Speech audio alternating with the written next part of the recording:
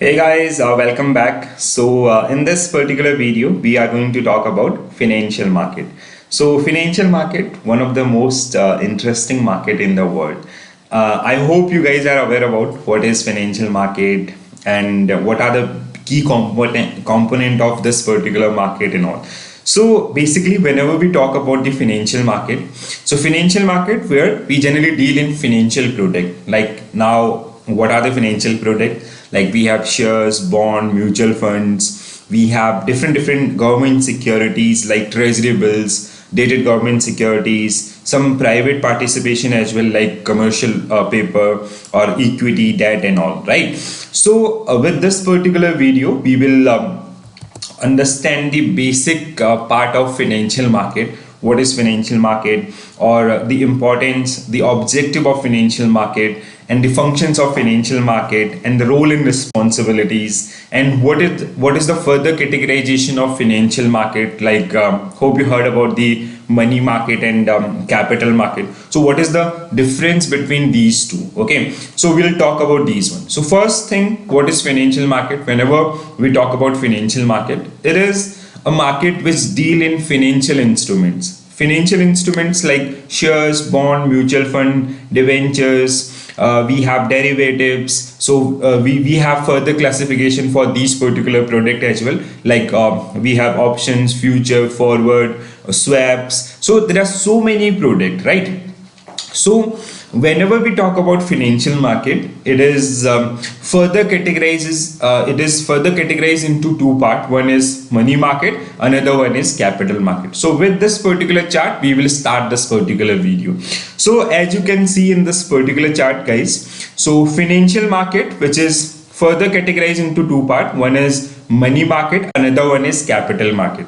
So money market, which generally deals in short-term securities. So whenever we talk about money market, it generally deals in short-term securities. Now what is short-term or what is long-term?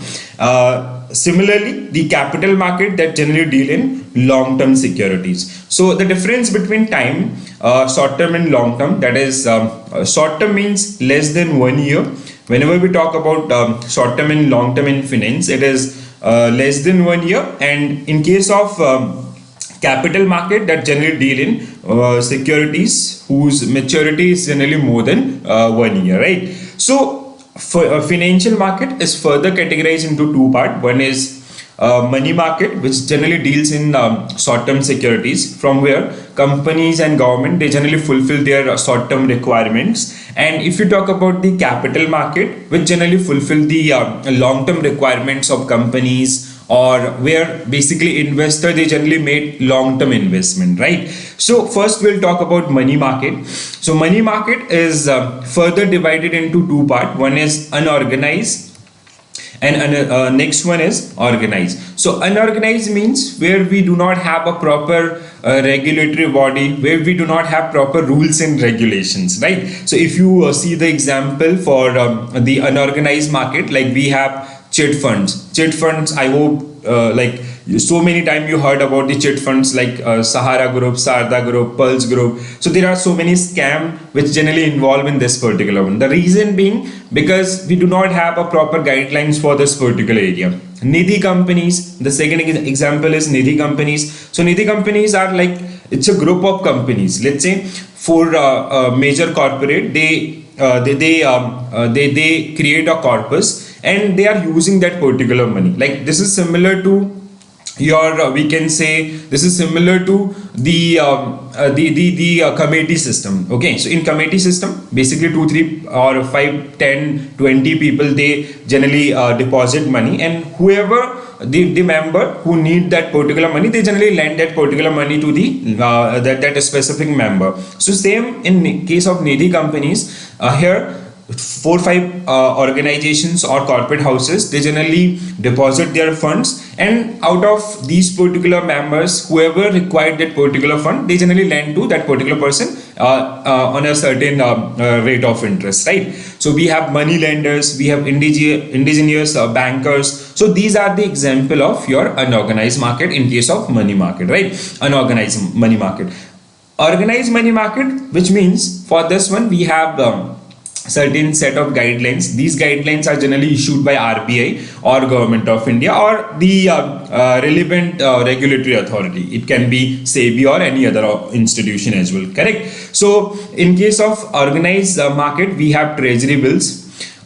In later on we'll discuss these particular product in detail as well. So treasury bill, which is generally issued by Government of India, or sometime we can say it is issued by RBI on behalf of Government of India in different denomination, like 14 days, 91 days, 182 days, 364 days. So when Government of India require fund for short term duration, they issue treasury bill in the market, correct? So we'll talk about these particular thing in later. Then we have cash management bill for the requirement of companies. Again, we have commercial paper, we have certificate of deposit through bank. These are issued by bank. They fulfill their short-term requirement through a certificate of deposit. Commercial paper are generally issued by the corporate houses. So they fulfill their short-term requirement by issuing these particular instrument. So money market, which is basically deal with short-term securities, which means the product duration or the product life is less than 1 year. We have number of product in this particular category as well. So for categorization is based on two things. One is organized and another one is unorganized. Or if you talk about these particular product, I'll come with a detailed video about money market. So where we will understand the different product of money market or these particular instrument in detail as well. So next one we have capital market. So capital market, again we have further categorization for capital market as well. First one is primary market. So primary market where securities are listed. So basically you can say it is generally known for listing, or you can say here we generally introduce securities. So it is generally known for introduction of securities. Let's say as I earlier told you, the capital market which generally deals in long-term securities. Long-term securities like shares, bond, mutual funds. So if you are listing your company in a stock market, so that listing will happen in primary market through IPO, initial public offering, right? Or even if any existing company, they want to sell some portion of their company shareholding next time, third time, fourth time, so that there is a process that is called FPO, follow on public offer, right? So IPO, FPO, NFO, these all are the part of your primary market, right? So primary market, that is generally known for listing or introduction of securities. Then second one is generally that is called secondary market. So secondary market, which is generally known for trading. So secondary market, that generally known for trading of securities, right? So in primary market we are listing these particular company. Let's say any XYZ company, they came with their IPO, so that is listed in the stock market. Then in secondary market, basically the investors, they are generally trading among themselves, right? One is selling. Trading means buying and selling of securities. Whenever we use this particular term trading in financial market, which means buying and selling of securities, right? So primary market where an investor, they are generally purchasing shares directly from owner. But in case of secondary market, that is like already the listing process is done. So here the investors are generally trading themselves, right? So one investor is purchasing from another investor. But in case of primary market, we are generally, or investor, they are directly buying these particular shares from owners, right? So primary market is for listing or for introduction. If some new mutual fund came, so it will come through the primary market. If any company want to list their shares in the stock market, so they'll list in primary market. And if you want to trade on daily basis or on delivery basis, intraday trade or delivery basis, so you will deal in secondary market, right? So hope the basic difference is clear. We'll come with we will go through, or we'll jump in, we'll make a deep dive on this particular concept as well, so when we'll study the capital market. So primary market, we have the product line is same, that is equity and debt. Equity means shares and debt means you can deal with bonds, okay, long-term securities. So equity, like in primary market, we are listing that particular share in secondary market we are trading in that particular share, and that means bond. If any bond or any mutual fund, that is the listing process will happen in primary market and the trading process will happen in secondary market. So with this particular chart, I hope you guys get an idea about the financial market. So financial market, as the name state, it deal with financial instruments. So financial instrument like treasury bills, cash management bills, certificate of deposit, commercial papers for short term. For long term, we have shares, bond, mutual fund, derivatives, so debentures. So there are so many products as well, right, as per the requirement of customer. So hope you get an idea about this financial market. Now some theoretical aspect as well. So this is very basic one. I hope you'll get easily. So now if you talk about the what are the objective of financial market, why financial market exists, right? So let's say if you are running some company, you need fund to grow, or like you need to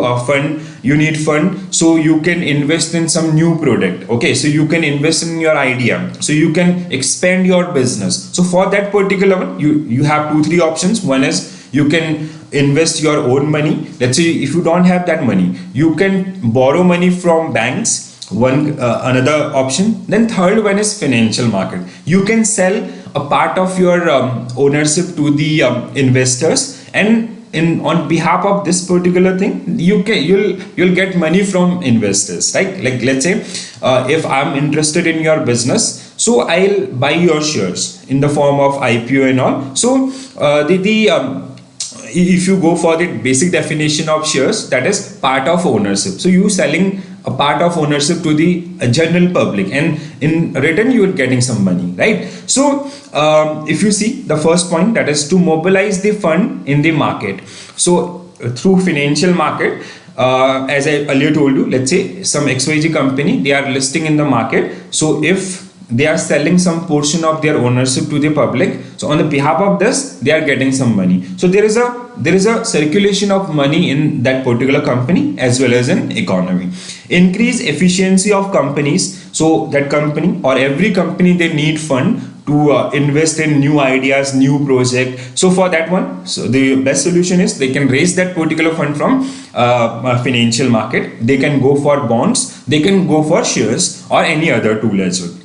Then we have wealth maximization for of the shareholders. So every shareholder want to expand their business. So with this particular thing, they can grow, right? Or even like let's say if they are investing in some new ideas, some new project. If that project work, so their wealth will they'll gain profit from the market as well. Okay, or even being a shareholder, if you invested in that particular company, if that company perform well, so you'll also get profit from that particular thing, because you are a shareholders, which means you own that particular company. So as company will grow, your share price will also grow, right? Then proper estimation of financial requirements. So with this particular market, let's say if you want to study any economy, so the best parameter are the indices of that particular economy. So let's say if you want to study Indian market, or how the corporate houses are doing, so you can study the analysis of last 6 months for Sensex or Nifty, right? Sensex basically it's a index for BSE, and Nifty is an index for NSE, right? So how these particular indices are performing in last or in past 6 months, so you can on the basis of this, because indices, the performance of indices is generally based on the company's shareholding or share prices movement, right? So if there is a positive sign, which means there is a positive sign in that particular economy, that particular economy have the investors faith and all, right? So with this one, you can also judge the requirements and all. So objective, I hope this is clear. Still guys, if you have any query related to any point, please do mention in comment section, so I'll try to answer your queries as well, right? Next one, we have the functions. So provide facilities for interaction between investors and borrowers. So investors and borrowers, who are the borrowers? Corporate houses. Let's say if you are running some XYZ business, you want to expand your business, okay, you have some new ideas, you have some new project. To run those particular project, you need funds. So for that particular thing, you definitely need money. So you'll borrow. You will be borrower in that particular case. So I'm an investor. I want to invest in your company. I like your idea. I like the performance of your company. Okay. So I'm investing. So this particular market provide a platform between investors and borrowers. Second one is provide security to dealing in financial assets. So not only, like, let's say if being an investor, I want to invest in your company, I need some security. Okay, so whenever investor they make their investment decision, so they also need some security. So this financial market or the financial regulators like RBI, like SEBI, like IRDA, so the government of that particular country, so they generally provide that particular security, they provide that particular trust to the market. Like in case of India, we have SEBI, Securities and Exchange Board of India, which generally provide trust to the investors, who generally protect the interest of investors, right?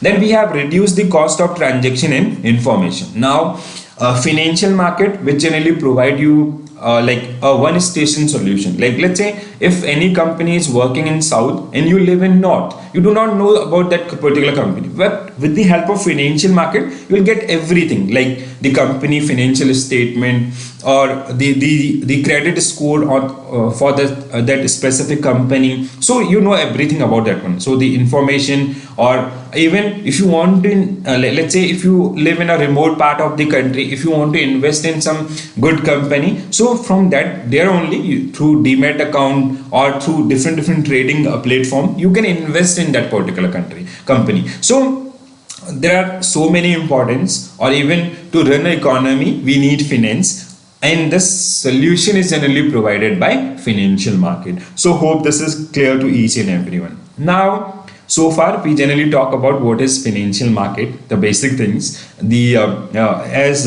with that earlier chart we talk about financial market is further categorized or divided into two parts. One is money market, another one is capital market. So financial market is basically which generally fulfilling the requirements in the money requirements of companies or for government or for any other one. Okay, it generally providing a platform to investors to invest in their in different companies, or in basically providing the investment opportunities or alternate to the investors as well. Now the entire working, the whole working of financial market is further categorized into two parts. One which generally deal with short term duration, as I earlier told you. So money market is generally for short term, and another one is long term. So if your requirement, being a borrower, if your requirement is short term, so you'll deal in money market, right? So you have different money market product, you'll go for those. And if your requirement, being a borrower, like being a government company and all, if your requirement is long term duration, so you need fund for 5 years, you need fund for 10 year, 15 year, even 30 years, so you can go for, like, your option is capital market, right? So if you talk about the money market, is like, if you talk about the major regulators, so money market is primarily regulated by RBI. Do remember this, okay?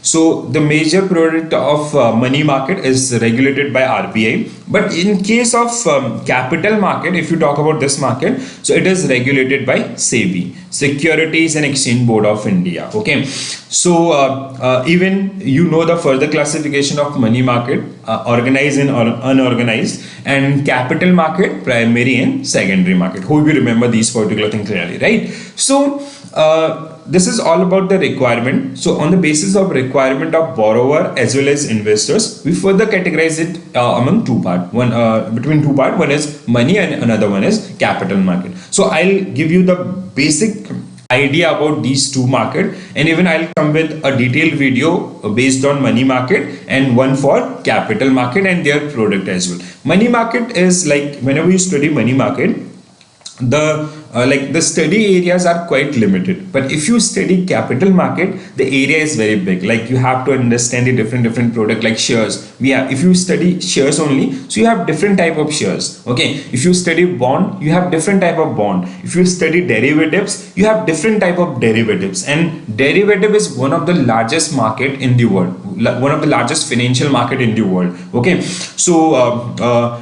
In upcoming videos we'll cover that particular one. So first, money market. I hope now everybody is clear with this particular definition as well.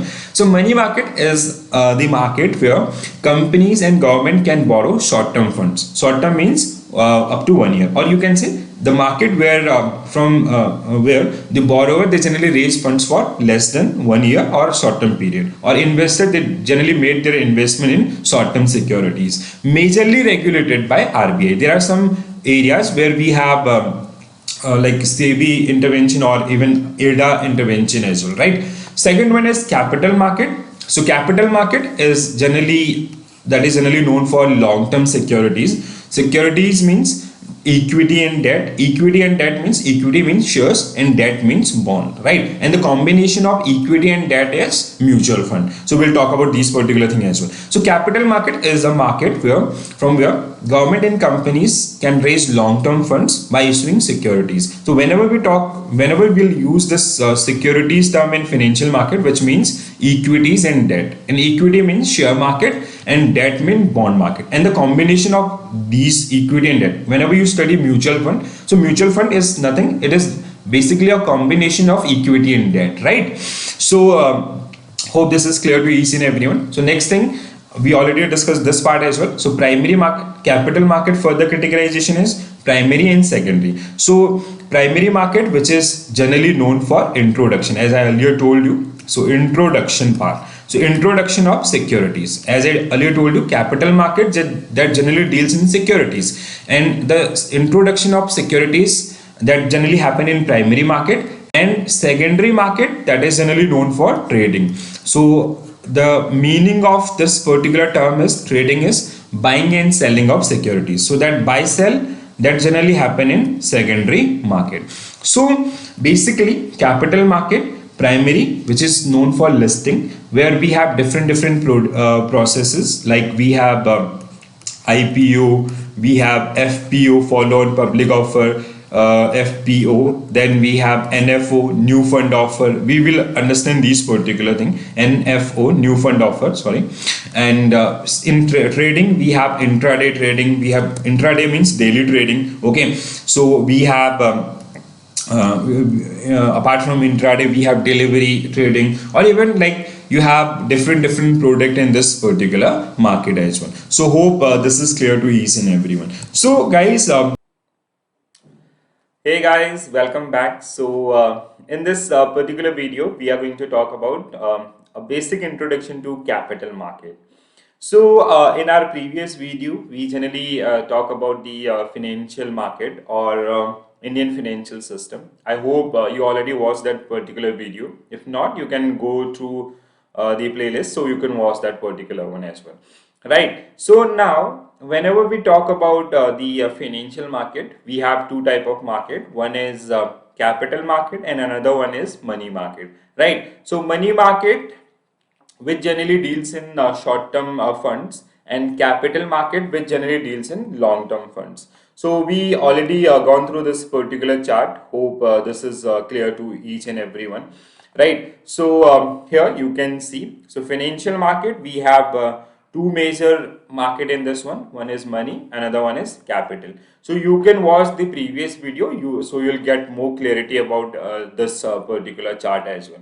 Now when you if you talk about the capital market, right? So we have like as I earlier told you, so capital market that generally deals in long-term securities, right? So first thing you guys need to remember, whenever we talk about the capital market, which means the borrower or the investors, they are generally dealing in the long-term securities, right? So long-term securities, or whenever we talk about securities, so we have two type of securities. One is equity, which means shares, and another one is debt, which is also known as bond market. Okay, so securities means equity and debt. Whenever you study the financial market, so here securities means equity and debt. So we have share market and we have bond market.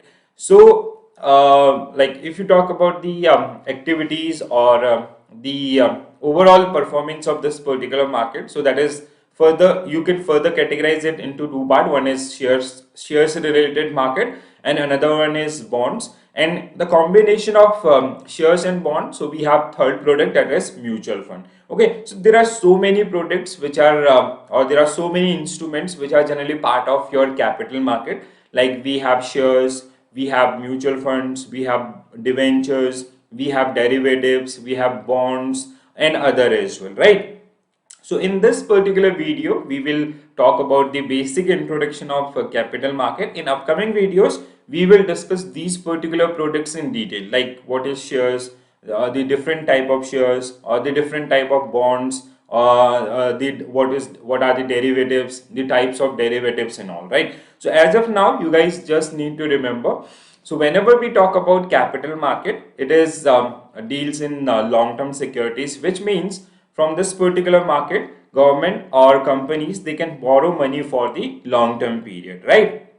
And if you talk about the market regulator, so this market is regulated by SEBI. Securities and Exchange Board of India is the market regulator for capital market, right? So with this particular chart, you will get an idea about the definition of definition for the capital market as well. So capital market is the market from where companies and government, they can raise funds for long term duration, right? So capital market is the market where government and companies can raise long term funds. So first you need to remember this particular one. For long term securities, for long term borrowing and lending, we have capital market.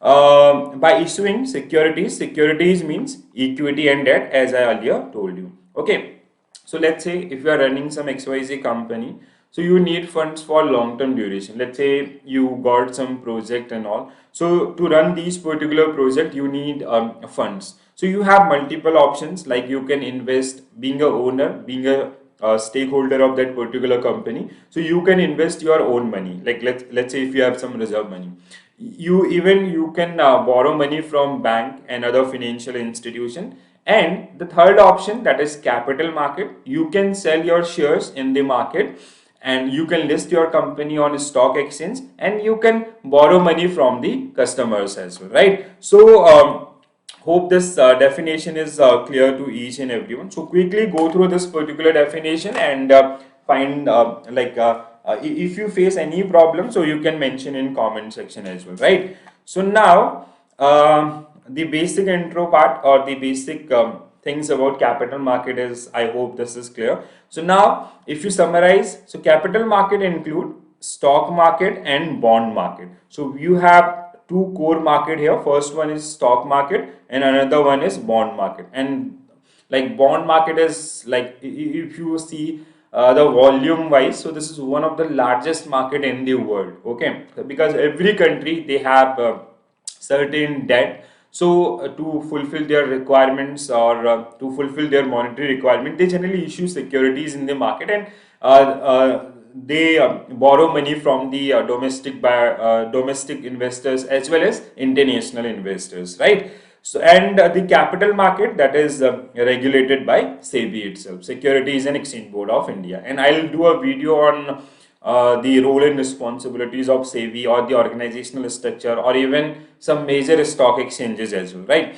Now, this was the basic about the capital market. Now, whenever you study capital market, or when you deep dive in capital market, so the capital market or the entire market is further divided into two parts. One is primary market, another one is secondary market. So now what are the primary market and secondary market? So primary market is basically known for the listing. Okay, so listing of securities. So primary market, which is generally known as listing of securities. So now you know about the securities. What are the securities? Equity and debt. So let's say if you are running some XYZ company, you want to list your company on a stock exchange. So that listing will happen in primary markets. That means for listing, we have different process. Like first time listing, we have initial public offering. Second time or further, we have FPO, follow on public offer. Okay.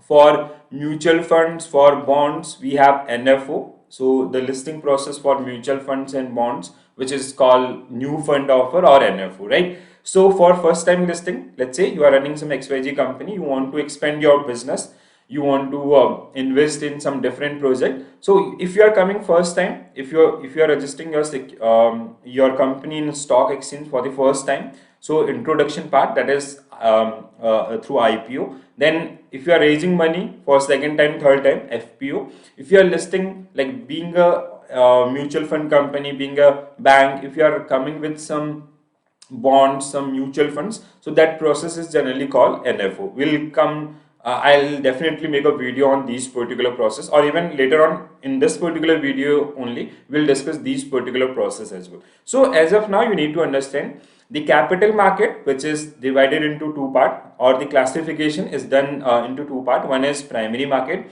which is generally known for the introduction of the securities.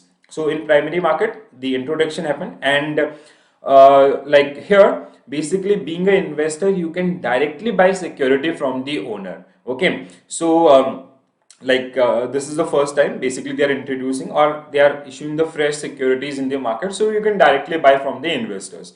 Now secondary market, if you talk about the secondary market, it is generally known for the trading purpose. Okay, just remember this particular term, it is generally known for trading. So trading means whenever you go for this particular one, so trading means buy and sell. So buying and selling of securities, that generally take place in secondary market, which is also called aftermarket as well. So here basically that XYZ company that generally listed in primary market, now investors are trading themselves in secondary market. Okay, so this is the basic difference. Like I hope you guys heard like so many times, basically like some people say ki I used to do tradings in securities, in bonds, in mutual funds. So they are generally a part of this particular market. They are buying and selling the existing securities in the market as well, right? So I hope the difference between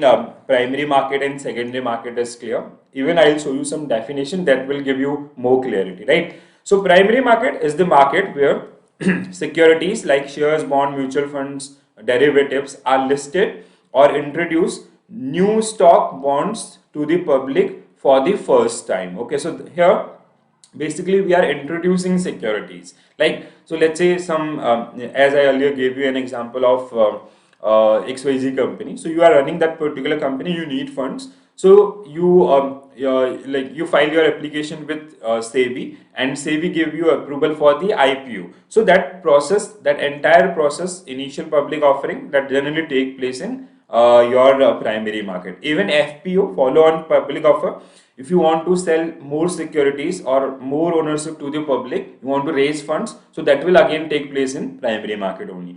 So in the primary market, the security is purchased directly from the issuer, right? So I'll give you an example. Let's say this in this XYZ company, previously you running this particular company and you have 100% stake. Now you need funds, you plan like you will sell 10% of this particular company's stake to the public, and you will sell this in the form of shares, right?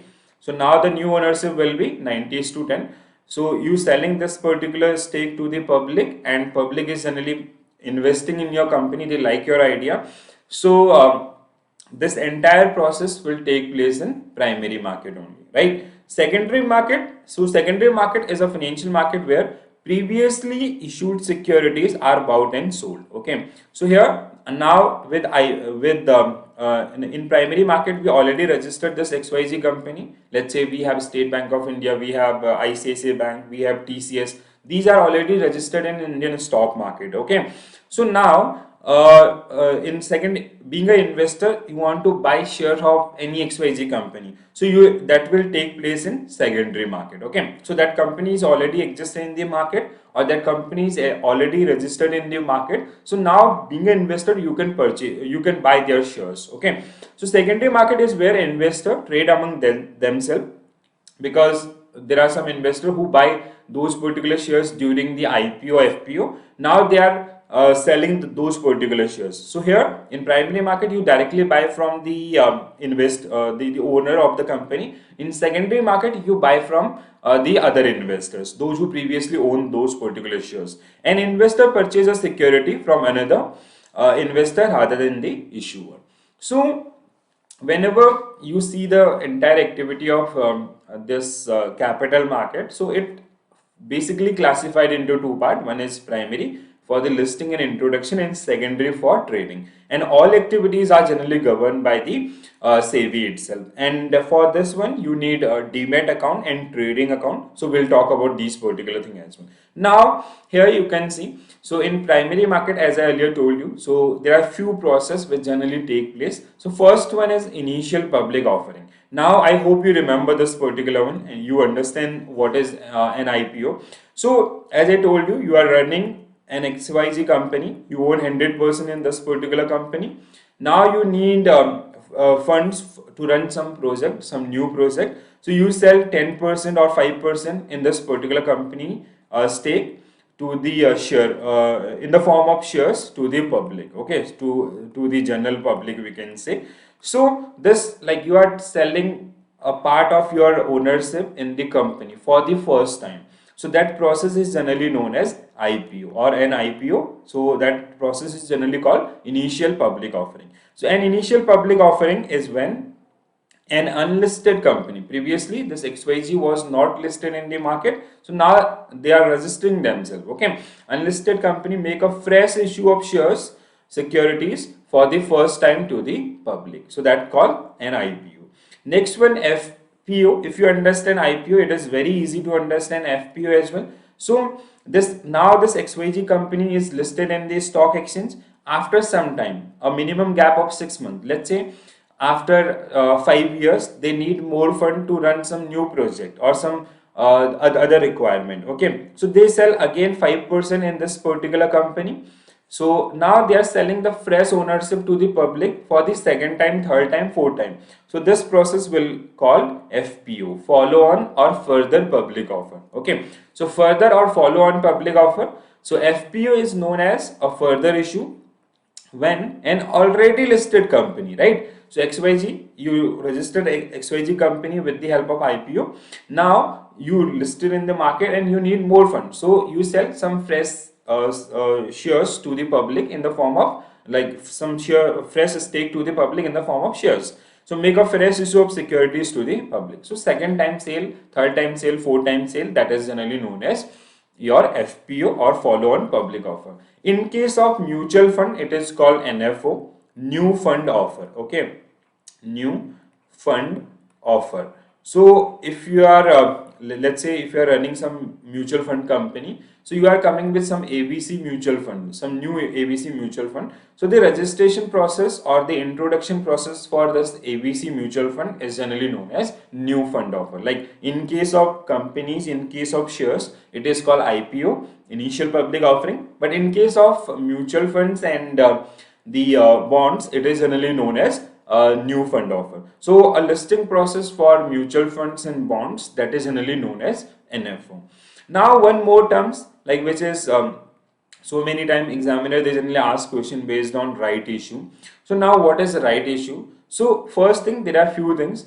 Whenever right issue came, they generally the board of that particular company, they generally give benefit of right issue to the existing shareholders, okay, and it will be in a ratio. So let's say, I'll give you an example so it will give you more clarity. Let's say there is a company TCS.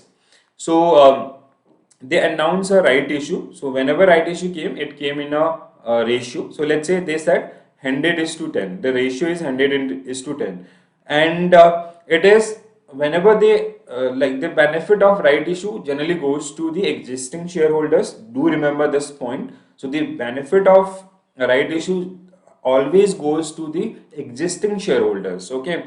So the, like, let's say if TCS announce this right issue today, so you should own that particular company shares in your demat account, right? You, like, let's say after announcement you are buying, so you are not eligible for the right issue. So it goes to the existing shareholders at a discounted price. Let's say the market price of this TCS is supposed at 2500 rupees per share.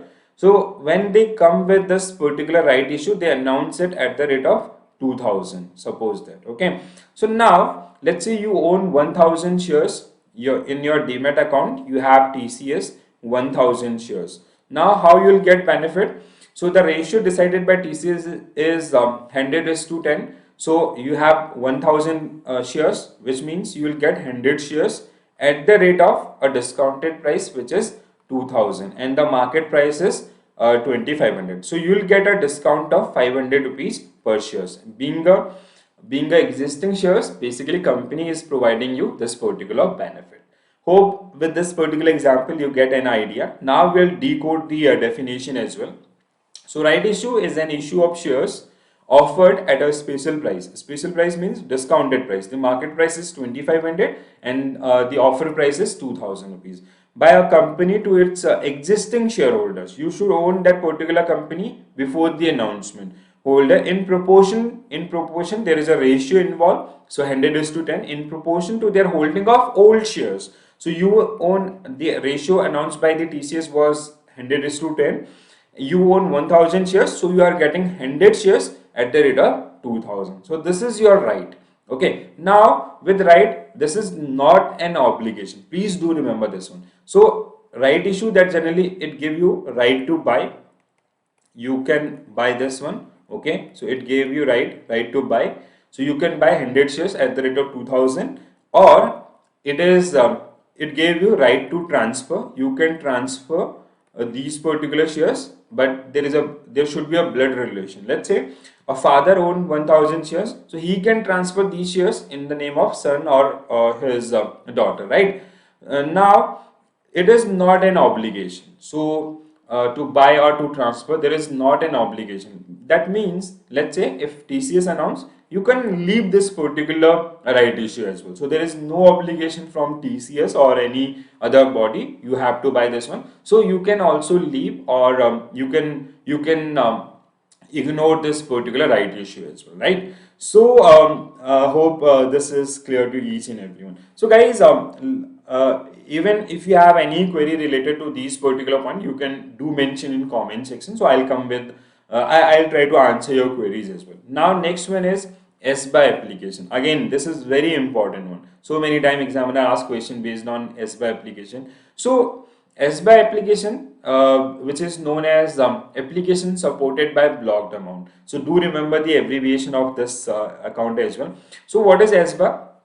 If you'll open the website of any bank or any financial institution or broking house, so you'll see, if you go through their product line, so in their product you'll find SBA, and they'll show you these are the companies who came with NFO, IPO or FPO process. Okay, so this is an application through which you can invest in any IPO, FPO or your NFO process, right? So previously what happened, like the case was, before it was introduced by SEBI in 2010. So SBI was introduced in 2010, year 2010. So prior this particular one, there is so many scam, which is generally known as IPO scam as well. So let's say if you there is a company, XYZ company, which is planning for IPO in the market, and the goodwill of this particular company is very high. So suppose that the subscription ratio is, suppose that 10x. Okay, so which means they have, XYZ company have 1 shares to sell and the number of buyers are 10. So how to allocate these particular shares to the this 10 numbers and on. So in this particular case, we have this SBI application. Whenever you whenever you invest money through demat account or trading account, the amount will block in your SBI application. Okay, or in your demat account. So let's say you plan to invest, or any investor A who plan to invest 2 lakh rupees in this particular IPO of XYZ company. So this 2 lakh will block in Mr. A account only. Okay, it will not get transferred to XYZ company. So previously, before 2010 or before this SBA system, so this let's say A is planned to invest 2 lakh rupees, B is planned to invest 5 lakh rupees, any other one is planned to invest 10 lakh rupees, but we have one shares and the number of buyers are 10. So this entire money is generally transferred to XYZ account, and the IPO process was quite big. It is for 45 days. So this XYZ money, they generally reinvest that particular money for, let's say through this IPO subscription, they get 15,000 crore. Okay, so they reinvested this particular money for, let's say, next 40 days or next 30 days and all. So they are getting some additional benefit from this particular one. Nowadays we have SBA. So when this A invested 2 lakh rupees, this 2 lakh rupees will block in Mr. A's account only. It will not get transferred to XYZ company. So at the time of allotments, when allotments happen, so if Mr. A got shares, so this money will get transferred to XYZ company. Otherwise, this amount will become unfreeze. Previously it was freeze, and now it will become unfreeze. So if you talk about the SBA system, it generally frees the money in A's account. A cannot use this money, neither XYZ company use this particular money, right? So now at the time of allocations, if A got shares, this money will get transferred. Otherwise, that money will get unfreeze, so he can use that particular one. So even nowadays, the timing for the IPO, FPO, that get very short. Okay, so it is happened in within 7 days, 13 days process. So for the from subscription to allocation phases become very user friendly or customer friendly as well, right? So it enable investor to apply in IPO, FPO, NFO without making a payment, which means they have to maintain that particular balance in their account, and that amount will get freeze. Like A investor 2 lakh rupees, so they have to maintain 2 lakh rupees, and at the time of application this 2 lakh rupees will get freeze in A's account instead of the amount blocked to in investor own account. So this amount will get blocked in A's account. So at the time of allotment, if he gets shares, so this money will get transferred to XYZ account. Otherwise it will get unfreeze and he can use that particular money. Okay, so with this there is a huge trust in this particular market. Earlier the problem was, let's say if you invested 2 lakh rupees, so that money get transferred to XYZ company and they are taking 45 days. Even after allotment, if, let's say if you did not get the shares, so to refund that particular money you have to fight. Okay, so someone else is using your money, and for your money you have to file applications, and also that was quite complicated. So SEBI find this particular loophole in the system and they change it with SBA application, right? So hope this is clear to each and everyone. Next one is demat and trading account. So demat, which is stand for dematerialization account. So here whenever we talk about dematerialize, it means electronic medium. So demat account is basically like, it is similar to your saving account where you can save your money. So in demat account you can hold shares, bond, mutual funds in an electronic form, in an online form, right? So previously, before this demat account, the shares or bond or mutual fund, they are generally issued in a form of certificate. So if you have certificate, so there are so many risks are involved with this particular certificate, like liquidity risk. You cannot easily liquid these particular certificate. You have to go exchange, you have to file applications. There are other risks as well, like it got fired, it got stolen, and all these kind of problems. So to resolve these one, we have demat account nowadays.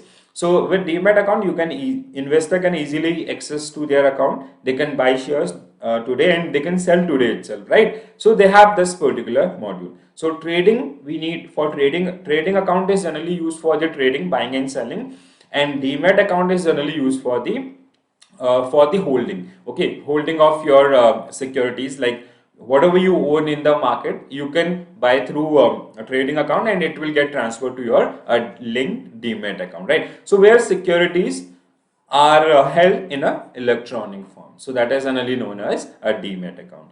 So guys, in this particular video, hey guys, welcome back. So in this particular video we are going to talk about shares and its type, right?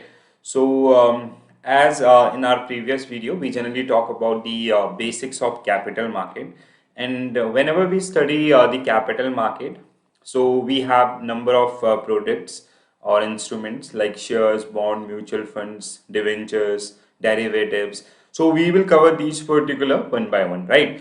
So here we are going to discuss shares. What is share? The basic introduction, and the two major type of shares, which is equity shares and preference shares. Okay, and as you know, preference shares, which are further classified as cumulative and non-cumulative, redeemable and irredeemable, participating, non-participating, and convertible and non-convertible shares. Okay, so throughout the video, we are going to talk about shares and their different types, right? So hope you guys are aware about shares. Whenever we talk about shares, it is part of ownership, right? So you can define a share as a part of ownership. Let's say there is a company, or you can take an example like previously we talk about the listing process of companies in a stock exchange. Okay, so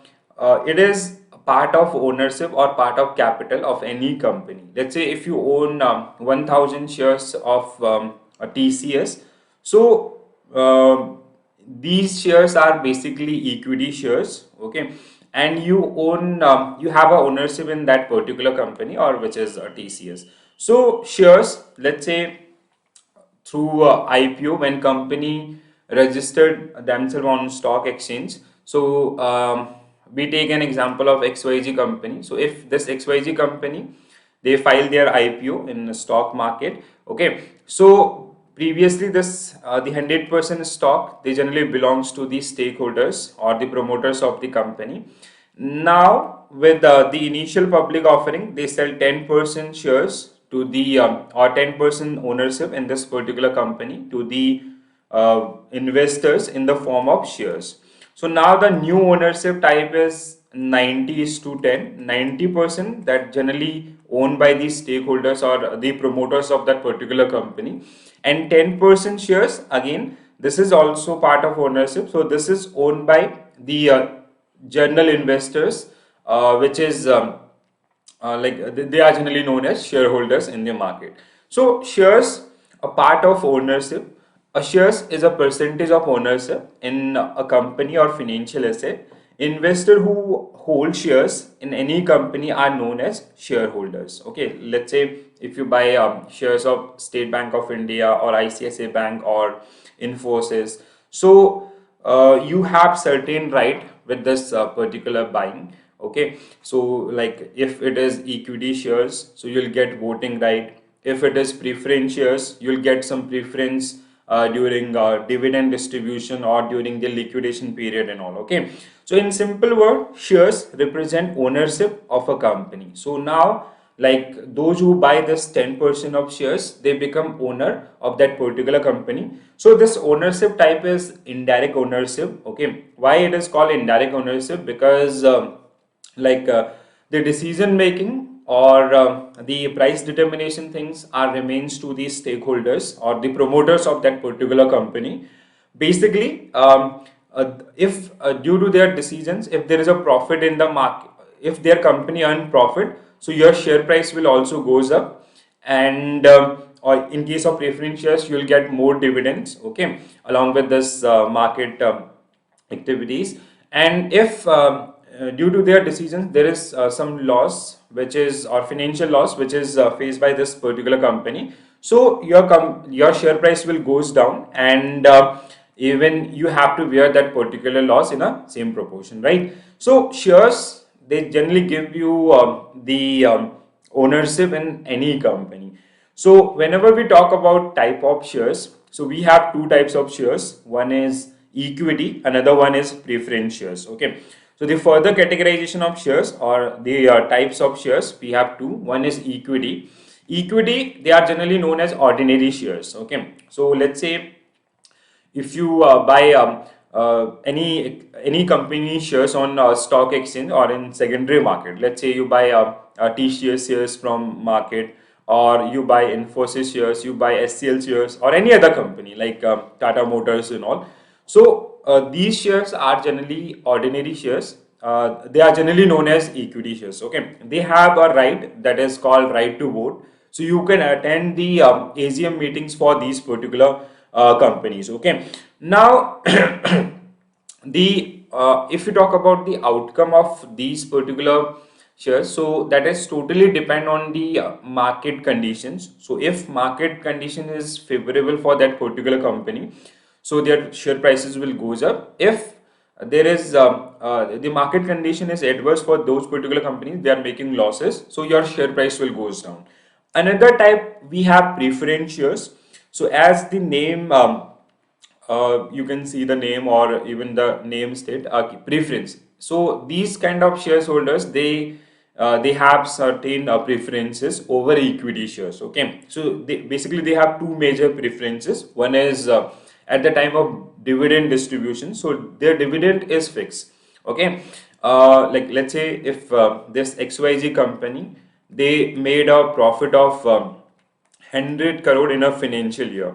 So company, they generally they'll reinvest this particular money, and sometime they generally distribute a certain percentage of this particular earnings. Okay, let's say out of 100 crore rupees, 80 crore rupees they generally reinvested in the market, and remaining 20 crore they generally distributed among shareholders. So in case of preference shareholders, when you buy a preference share of any company, so that is very like that is limited to a closed group. Okay, so uh, in case of preference shareholders, so their dividend is fixed, like whatever the profit is made by that particular company, so that is pre-decide, they'll share this percentage of profit among their preference shareholders, right? But in case of equity share, it is not fixed, so it is totally depend on the company's management. They can give them a dividend, as well as they can ignore that particular one. So first, the preference is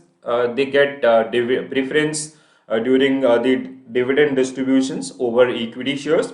Another one is liquidation. Okay, so at the time of liquidation, let's say if this XYZ company facing liquidation process, liquidation means wind up. Okay, so when we do the asset distribution, or like the when company is selling it out all assets, then they are returning the money. So at that time, preference shareholders, they generally get preference over the equity shareholders, right? So preference shareholders, we have different type of preference shareholders, so we'll discuss these one as well. So as the name suggests, this type of shares give a certain preferential right as compared to other shareholders. So these right are, first one is they get first preference when it comes to the payout of dividend, right? So dividend is a share of profit earned by a company. So as I gave you an example of XYZ company, they made a profit of 100 crore rupees, and they decided they'll out of this 100 crore rupees, they'll give 20 crore rupees, they'll distribute 20 crore rupees as a dividend. Okay, so a certain percentage is prefix for these preference shareholders. Preference shareholders. Okay, another one is when the company wind up, preference shareholders have the right in term of getting repaid. Okay, so this is over your equity shareholders. Like whenever there is a liquidation process, first we go for the employee salary, then bank loan and all. So after all this, so if you talk about the equity and preference, so first we'll give preference to these particular shareholders. Okay, so hope this is clear to all of you. Now we'll come to the different type of preference shareholders. So basically these preference shareholders with different rights. So we have four type of preference shareholders. Okay, so one is cumulative and non-cumulative. And cumulative and non-cumulative, it is like simple term. So let's say if you are a preference shareholders in any XYZ company, and you miss some dividend in past financial years, so in case of cumulative preference shareholders, so they'll pay out the the past dividend as well. Okay, so similarly non-cumulative, they'll not pay, so they'll pay only the financial year's dividend. Second one is redeemable and irredeemable. So redeemable, basically it is like a company, sometimes companies issue the redeemable shares. So let's say the preference shareholders, the preference shares is for 10 years. So if it is redeemable, company can buy back within 10 years, or even they can buy back in 5 years or in 2 years as well. Okay, but in case of irredeemable, they have to hold these particular shares for 10 years. Participating and non-participating. So this is a special benefit in case of participating preference shareholders. So participating preference shareholders, they, like, let's say the percentage of dividend is 8%, but in that particular financial year, company made a huge profit. Let's say they earn 500 crore rupees in the financial year. So in case of participating, they have, apart from this 8%, they'll get some extra money from the company. But in case of non-participating, the dividend ratio is fixed. Okay. Convertible and non-convertible. Convertible preference shareholders, so this right is belongs to the shareholders of that particular company. So they can convert these particular shares in equity shares. Okay, so anytime they can convert these particular shares into equity shares, but in case of non-convertible, they cannot convert into equity shares. Okay, so first one is cumulative. Cumulative preference shareholders give the shareholder a right to dividend that may miss in past years. So as we earlier take an example, okay, let's say there is a dividend for financial year 2021, and the shareholders, they generally miss that particular one, so company will give it in the current financial year. Okay, so they are entitled to those before the holder of a common shares can receive dividends one more time. Okay, redeemable. If you talk about redeemable, so redeemable preference shareholders are those preference shares that can be bought back by the issuing company. Okay, so let's say any company who issue preference shares for 10 years, but this is a redeemable type, so they can buy back in 7 years or in 5 years as well. So they do have that right, and vice versa, irredeemable, so they cannot buy till the maturity. Next one is participating. So this is quite interesting. So apart from that fixed dividend, if companies making huge profit from their market, so they'll get some extra. Okay, so participating preference stock or shares, a type of preferred stock that give the holder the right to receive dividend equal to the whatever we made in the agreements, specified rate or the ratio preferred, and as well as an additional dividend based on some predetermined condition. Okay, let's say if company will earn 100 crore rupees in a financial year, so your dividend ratio will be 8%. And if company earn more than 100 crore rupees to 200 crore, so your dividend will be 10%. More than 200 crore to 500 crore, your dividend will be 15%. So this kind of benefit, which are generally part of your participating preference shareholders. But in case of non-participating, it is simple. Like whatever profit is made by company, so your dividend ratio is like that is predetermined. Okay, so it can be 8%, it can be 7%, 5%, whatever is decided by the management of that particular company. Okay, so hope this is clear. Convertible and non-convertible.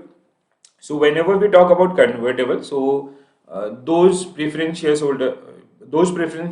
which can be converted into equity shares. Okay, let's say if you buy if any investor or any institution who have XYZ companies preference shares, okay, and these are convertible in nature, so they can convert this one into equity shares.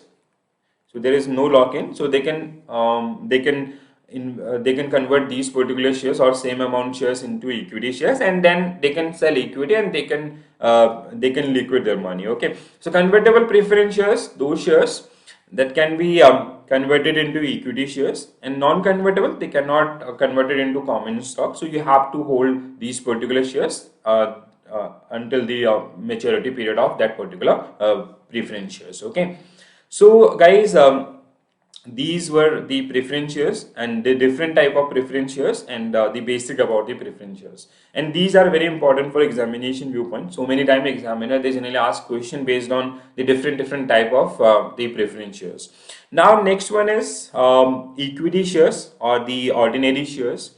Equity shares are like let's say if you planning, these are available for the common person. Okay, let's say if you are planning to invest in Indian share market, if you want to buy shares of SBI or any other Indian company, right? So you'll buy the equity shares or the ordinary shares. So equity shares, they also known as ordinary shares. The majority of shares issued by company are equity shares. If you'll see the company account 1 and 2 of any company, so you'll find the majority shares are generally equity shares, because preference shares, they are generally offered to the close group of investments. These are most of time financial institutions or HNIs customers and all, right? But for the common person, we have equity shares. If you'll see the overall issuing ratio, so you'll find there is more equity shares in the market for the diversification purpose, right? So this type of shares is traded actively in the secondary market or stock market.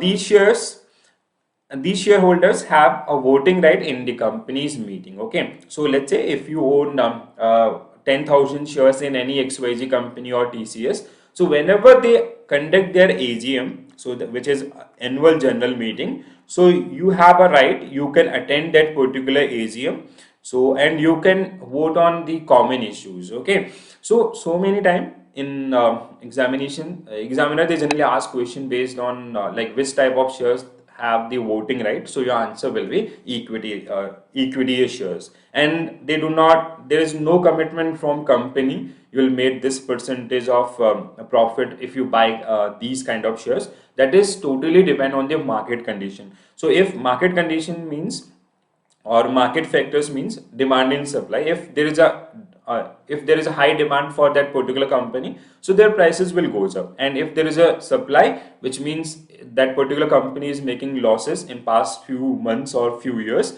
so the prices of that particular company will goes down. Okay, so there is no commitment of dividend or other fixed rate of interest and all. Okay, so equity shares, these are ordinary shares in nature, and they have a voting right. So the investor, they can participate in the board meetings. Board meetings means AGM only, annual general meeting. Okay, hello guys, welcome back. Hope you all are doing well with your studies. So in this particular video, we are going to talk about bonds. Okay, so previously we talk about financial market, and if you talk about the bonds, so they are generally part of financial market. They belongs to capital market. Okay, so here in this particular video, we are going to talk about the basic introduction to bonds. Basically, what are bonds and what are the basic types of bonds, and there are so many terminologies which are generally associated with bonds. So we will discuss these particular ones so you can easily understand the bonds and features of bonds, right? So like coupon rate, we have redemption value, we have face value, place value, day count convention and all. Okay, so this is a basic video on bonds. Okay, so we will try to understand what are bonds and what are the basic features and how to invest in bonds, and what are the key features for this particular one. So guys, whenever we talk about bonds, so first thing, it is part of debt market. They are also known as debt instruments. Debt means through these particular instruments, borrower can raise funds from the market. And if you talk about the participants, so it can be any bank, any company, any government or state government, municipal governments. So they can issue these particular instruments. And if you talk about the investors, so it can be again same, any bank, financial institutions, or like government or the retail participants as well. Okay, so these are the instruments. These are, like we can say, these are written documents through which basically borrower, they generally raise funds for long term duration. Okay, so this duration is generally more than 1 year. It can be up to 30 years as well. Okay, so bonds are debt instruments. Basically, debt means basically by using these particular instruments, borrower, they generally raise funds from the market for long term duration. Okay, issued by debtors for raising funds.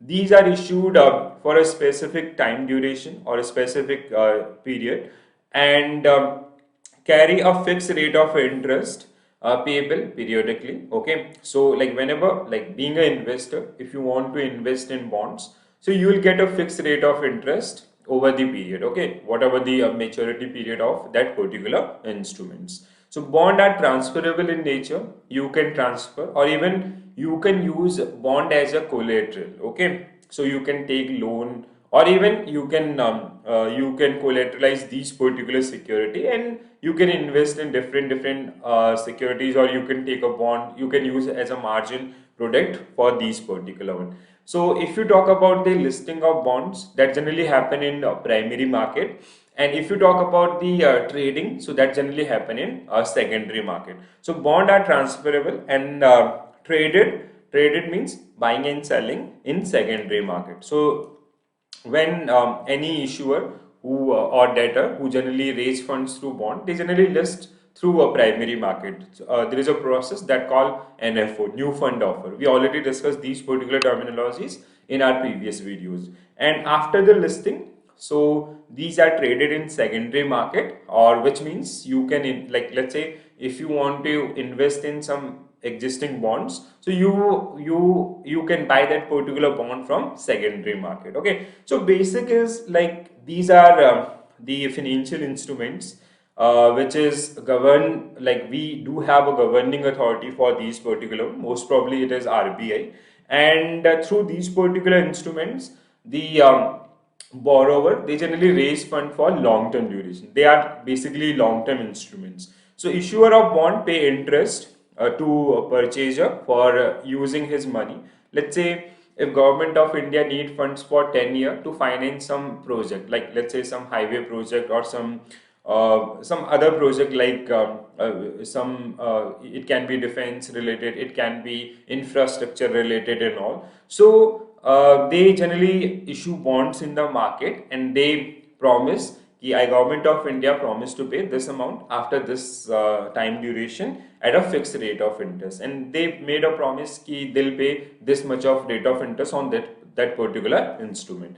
Market value of bond may differ from the face value, and keep changing. So market value is totally depend on the market factors, which are demand and supply. So what is the demand for that particular bonds? If there is a high demand, investor, like let's say investor are continuously investing in that particular bond, so the value of that particular bond will goes up. Okay, so market value or market price, that can be differ from your face value. Face value, whenever we talk about face value, it is the value, it is also known as par value. Okay, so which is mentioned on the face of that particular bond. Okay, so whenever you see, whenever you buy a bond, so there is a face value or par value mentioned on this particular documents. It can be like rupees 100. Okay, so this is face value, but market value can be 90 rupees, or it can be 110 rupees, because that totally depend on the trading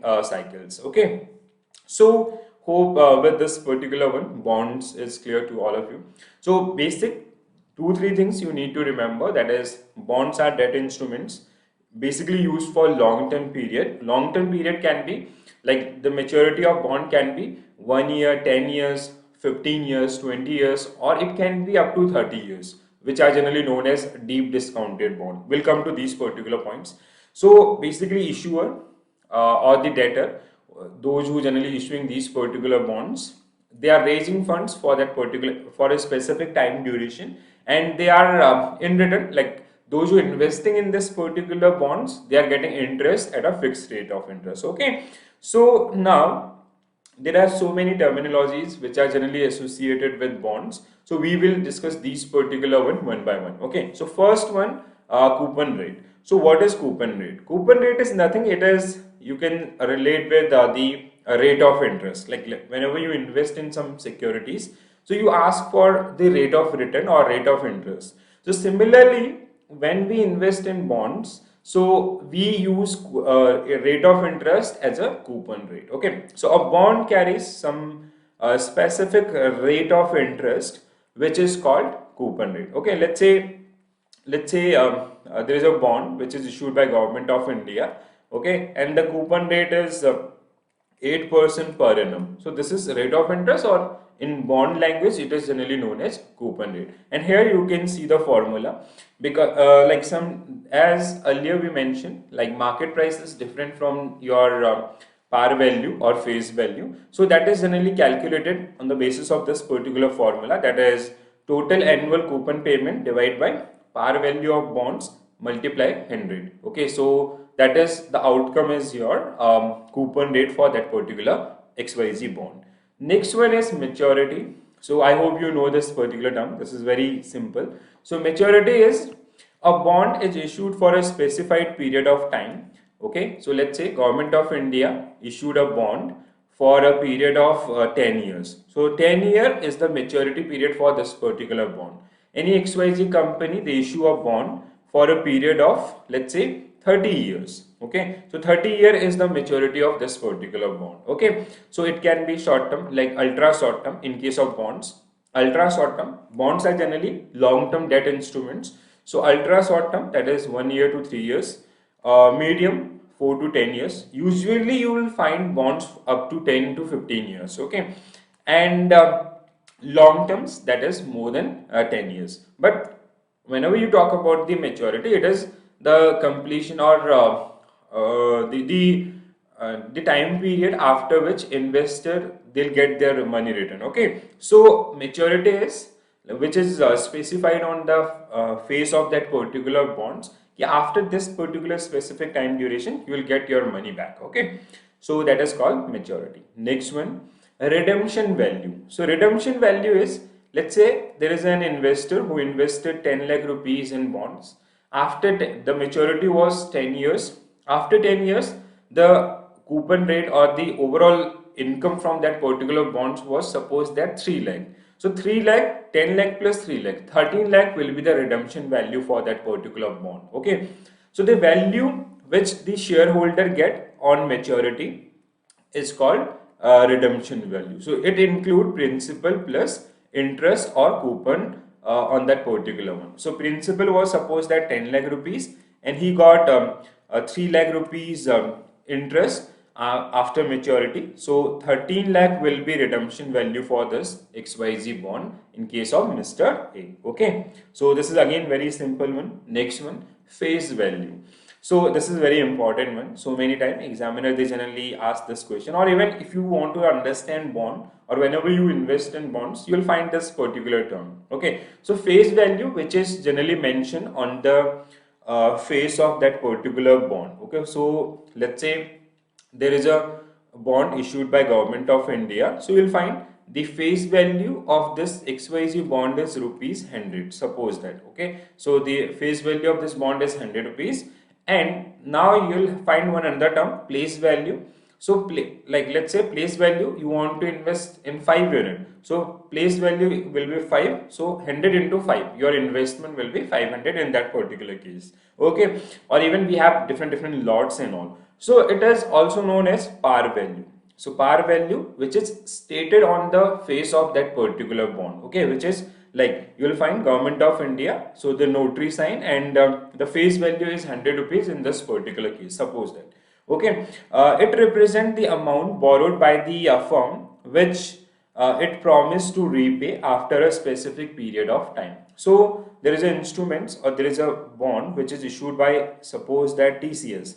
So TCS they made a promise. The face value of this bond is 100 rupees, and they'll pay at the rate of 8% per annum for the maturity period is suppose that 10 year. So this is called your face value, or par value. This is your coupon rate, and this is your maturity period in case of that particular bond. Hope this is clear. Face value and place value. Place value is basically in multiple of. Okay, let's say if place value is 5, so your investment will be 100 into 5. So in multiple of 5. Okay, next point we are going to cover, that is place value. So place value, it can be like 2, 5, 4, 8, 6. So here let's say your place value is suppose that 5, and so it is in multiple of. So your face value was 5, and place value was 5 into 1000. You purchase 1000 unit of that particular one, so your place value will be 5000 for that particular instruments. So place value is defined as a digit multiplied whenever it is placed either by 100 or thousands. So it can be like, if it is 100, so it is 500. If it is 1000, it will be 5000. So place value is basically what is the overall amount that is invested by investors in any XYZ bond. Okay, so Mr. X, suppose that this is the case of Mr. X, who invested 1000 unit, and the face value of that particular bond, which is stated on the face of this particular bond, was 5 rupees. So it is 5 into 1000. Okay, if the place value is 100, so it will be 500 only. Okay, so again, very simple one. Next one is market value. So market value generally it is based on the factor prices or market factors which are demand and supply. Okay, so face value, or we can say market value, can be differ from the face value. Let's say face value of a bond is 100 rupees. So market value can be it can be 110, it can be 95 rupees, or any other. So that totally depend on the performance of that particular bond. So a bond traded on a stock exchange, traded means you can buy or sell that particular security on a stock exchange like BSE, NSE. Market value is the price at which the bond usually bought or sold in the stock exchanges. Okay, so which means that is totally depend on the investors expectations. Okay, so let's say the face value of that particular bond was rupees 100, and the market price, the current market price, seller side and buyer side. So say, let's say seller side it is 110, and buyer side it is 108. So let's say after some time there is an investor who buy this particular one in 109 rupees. So this is the market price for this particular bond. So last trade price, or you can say market value or market price. So market price can be differ from the your face value or par value. So how you will calculate the entire market value? So the number of buyers, number of sellers. Okay, so in that particular XYZ fund or in XYZ bonds. But here, let's say they issue 1000 unit at the rate of 100, so that will be their face value. But here 109 into then 1000 units, so that will be, the outcome will be the market value of that particular bond. So market value can differ from the face value of that particular bond. So market value may different from the par value or the redemption value of that particular bond, so which already discussed. Hope this is clear. Now day count convention, again this is very important one. So day count convention is, let's say there is an investor who invested money as on 2nd of February 2023. Okay, so he invested in market on 2nd of February 2023. Okay, and he redeemed this particular money on suppose that it is August 15, 2023. So now how we will calculate the interest rate for this particular investment? So we do have different methods. So they are generally known as day count convention. Okay, so it can be like 365. It can be like where we are generally assuming a month as a 30 days.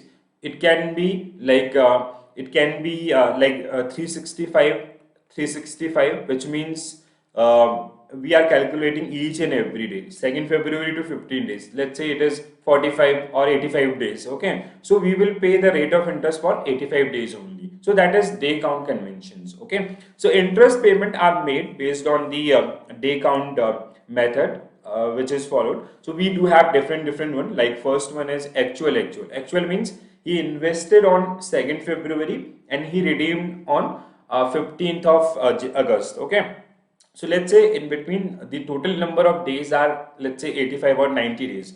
So we will pay the rate of interest for these 90 days only. Okay, that is called actual. So 365. Actual 365. So where we are assuming the year, the number of days in a year is 365 days. So where even in case of a leap year, days in the year would be considered as 365 days. Okay, so we will not adjust this leap year, so we are calculating days in a year as a 365 days. Okay, then we have actual 360, so where we are assuming days in a year are 360, and so that is generally known as actual 360. Then we have 360, as I earlier told you. So we are calculating the months, or the days in a months are 30. Okay, so that generally known as 360. So basically, guys, day count convention are nothing. It is like it is generally used for the redemption purpose. So whenever we make payouts, so we use different. It can be actual, it can be actual 360, or it can be 360. It is generally mentioned in the documents of the bonds. Whenever you purchase some bonds, so if you study the features of that particular bond, so you will find this particular day count convention as well. So hope this is clear to all of you. Now, next, these were some major terminologies or some basic terminologies which are generally involved in bonds, or they are generally very close to bonds. So to understand this bonds, or whenever you study the bond valuation, whenever you calculate the yield to maturity, okay, so you need to understand these particular features. Okay, so when we'll do the calculation part, so you need to remember these particular ones, because they are very important to use the concepts regarding the calculation of YTM. Okay, now types of bonds. Types of bonds are nothing like we have different type of issuers. Like some bonds are issued by Government of India. They called sovereign bonds. There are some bonds which are generally issued by state government, some municipal government, so municipal bonds. Okay, there are some bonds which are related to inflation. Okay, to protect the interest of investors from inflation, so we have inflation index bond. Okay, so we have different issuers, or we have different features of bonds. On the basis of these particular bonds, they are like we have different categories as well. So bond are often divided into different categories, like tax saving. We have credit quality, issuer bonds, maturity, inflation covered, secured, unsecured, and all. So I'll show you a list. In our next video, we will discuss the detail of bonds, like detailed type of bonds. Like we have number of type of bonds, so we will discuss these particular bonds in a detailed manner. So we have fixed rate of interest, which means where the rate of interest is fixed. Let's say if you invest 1 lakh rupees, so your rate of interest is 8% per annum for 10 years. So every year you will get 10% rate, 8% rate of interest in this particular one. Another one is floating. Floating means variable. So where this rate of interest will vary. So we have different indices like LIBOR, MIBOR. So we use these particular indices to calculate the rate of interest for a specific time duration. Okay, so floating is where rate of interest are varies on yearly basis. Okay, zero coupon bonds. So zero coupon bonds, so many time examiner ask question based on zero coupon bonds. So where if you see there is no assets rate of interest mentioned on these kind of bonds. So let's say the face value is 100 rupees, and at the time of investment, basically they ask you to invest 90 rupees only. So they'll say you invest 90 rupees, after 1 year we'll give you 100 rupees. So where there is no rate of interest is mentioned, or there is no coupon rate is mentioned, so these kind of bonds are generally known as zero coupon bond. Okay, where no coupon rate is mentioned. So but the logic is you invest 90 rupees, after 1 year will give you 100 rupees. So you are getting rate of interest, but there is as such no rate of interest mentioned. Okay, inflation linked bonds, basically these are like if there is a high inflation in the markets, which means the value of your domestic currency will goes down. So to protect the interest of investors, so there are some inflation index bonds. It can be like inflation, whatever the inflation, they use the formula of equal to or greater than. Then like we have let's say if there is a XYZ inflation bonds, this is an inflation bonds, where they mention whatever the inflation price, they'll give you plus 2% rate of interest, which means if inflation goes to, let's say at the time of issuance inflation was 5%, now it become 15%. Okay, So in that particular case, to protect your real income, they'll give you 15 plus 2%, which is 17% rate of interest on this particular bond. And another case, if we do not have inflation bonds, let's say the rate of interest on this particular bond was 10%. Okay, but during this particular period, inflation increased by 15%. On an average, inflation in the economy was 15%. So if you calculate the real income, so real income formula is your rate of interest 10% minus 15%. So your investment will go in negative. Okay, so you do not make any money from that particular investment. So to protect these kind of activities in the market, we have inflation bond. We'll discuss these one in detail as well in our next video. Perpetual bonds, these are kind of shares. Subordinated, these are part of debt, but whenever any company go for the liquidation, so first these are not the first priority. Okay, first they pay the other debt, then they distribute the subordinated bonds debt. Okay, so these are risky in nature, we can say. Corporate bonds, these are issued by corporate houses. Okay, let's say TCS issue some bonds to raise fund for 10 years. So that is generally known as corporate bonds. Tax-free bonds, so basically these are green bond, infrastructure bonds. So government of India, they time to time release these kind of bonds, and they said like if you invest in these kind of bonds, you do not need to pay any taxes for that particular investment. Okay, so they are like exempt category bonds. Public sector bonds issued by government of India or government of like, public sector enterprises. Municipal, issued by municipal authorities, local authorities. State government, issued by state government. Central government, issued by central government, or we can say government of India. So on the basis of issuers, on the basis of the feature of that particular bond, we have different type of bonds. Okay, so guys, in this particular video, we generally hey guys, welcome back. So in this particular video, we are going to continue with bonds. So in our previous video, we generally talk about what is bonds and what are the key terms which are generally associated with bonds. Okay, so hope those particular terms are clear to all of you. Now we will talk about the different type of bonds which are available in the market for the investment. Okay, so here in this particular video, we are going to talk about the different type of bonds. Like we have zero coupon bond. Okay, so what are zero coupon bonds? Then the perpetual bonds, inflation linked bonds, subordinated bonds, and optionability in bonds like callable bonds and putable bonds. So these are the topics which are generally which we are going to cover in this particular video. Before this, I hope you watched the previous one. Okay, so because that is very important one to understand this particular video. Okay, so whenever we talk about bonds, these are long term maturity debt instruments, which means their maturity is more than 1 year up to 30 years, and the debtor or the borrower, they can raise funds by issuing these particular securities for a longer period. Okay, and they offer a fixed rate of interest on these from these particular securities. Now if you talk about the terminologies which we already covered in our previous video, so we have like coupon rate, okay, which is you can say interest rate on that particular bond, redemption value when you redeem that particular bond, or the value at the time of maturity of that particular bond, so that is redemption. Face value, which is stated on the face of that particular bond. Place value, the kind of lot size, the number of investment made by investor in any specific bond. Day count convention, which is related to the interest rate calculation of bond as well. Apart from these, we discuss so many other terminologies as well. So please do watch that particular video. So that is definitely going to help you to understand the concept of bond.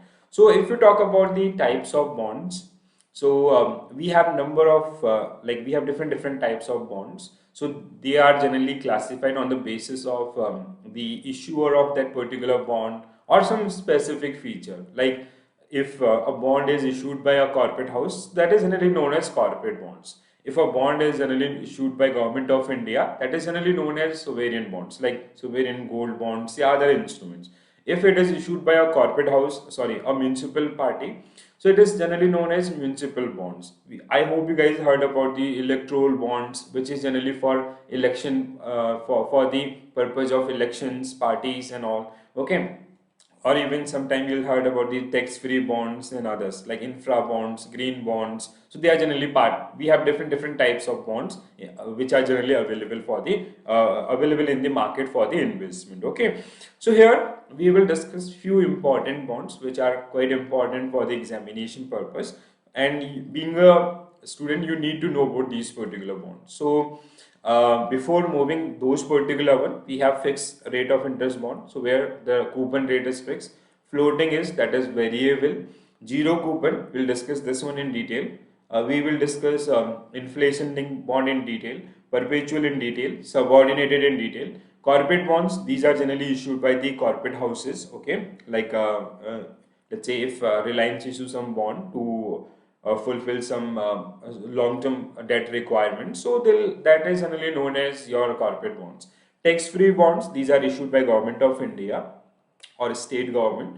So basically, let's say if Government of India is coming with some infrastructure project, so to finance those particular project, they need money. Okay, so they come with some tax-free bonds. So invest that generally attract to investors. So investors, they generally made that their investment in these kind of securities, and they get exempt from the principal as well as interest. Okay, so we have public sector bonds issued by public sector organizations, municipal, local, state government and central government. So like you can see, if you go through these particular types of bonds, so these are generally like on the basis of the feature of that particular bond. Like if you talk about the green bond, so they are generally something related to where we are generally supporting, our government is fine using that particular money for the greenery related projects. Okay, if you talk about masala bond, so that generally support that is generally called rupee dominated bond. So we are generally supporting these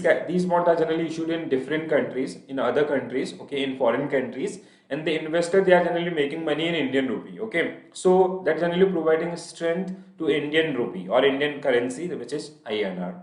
So or so basically the categorization is generally based on the issuer type or the main feature of that particular bond.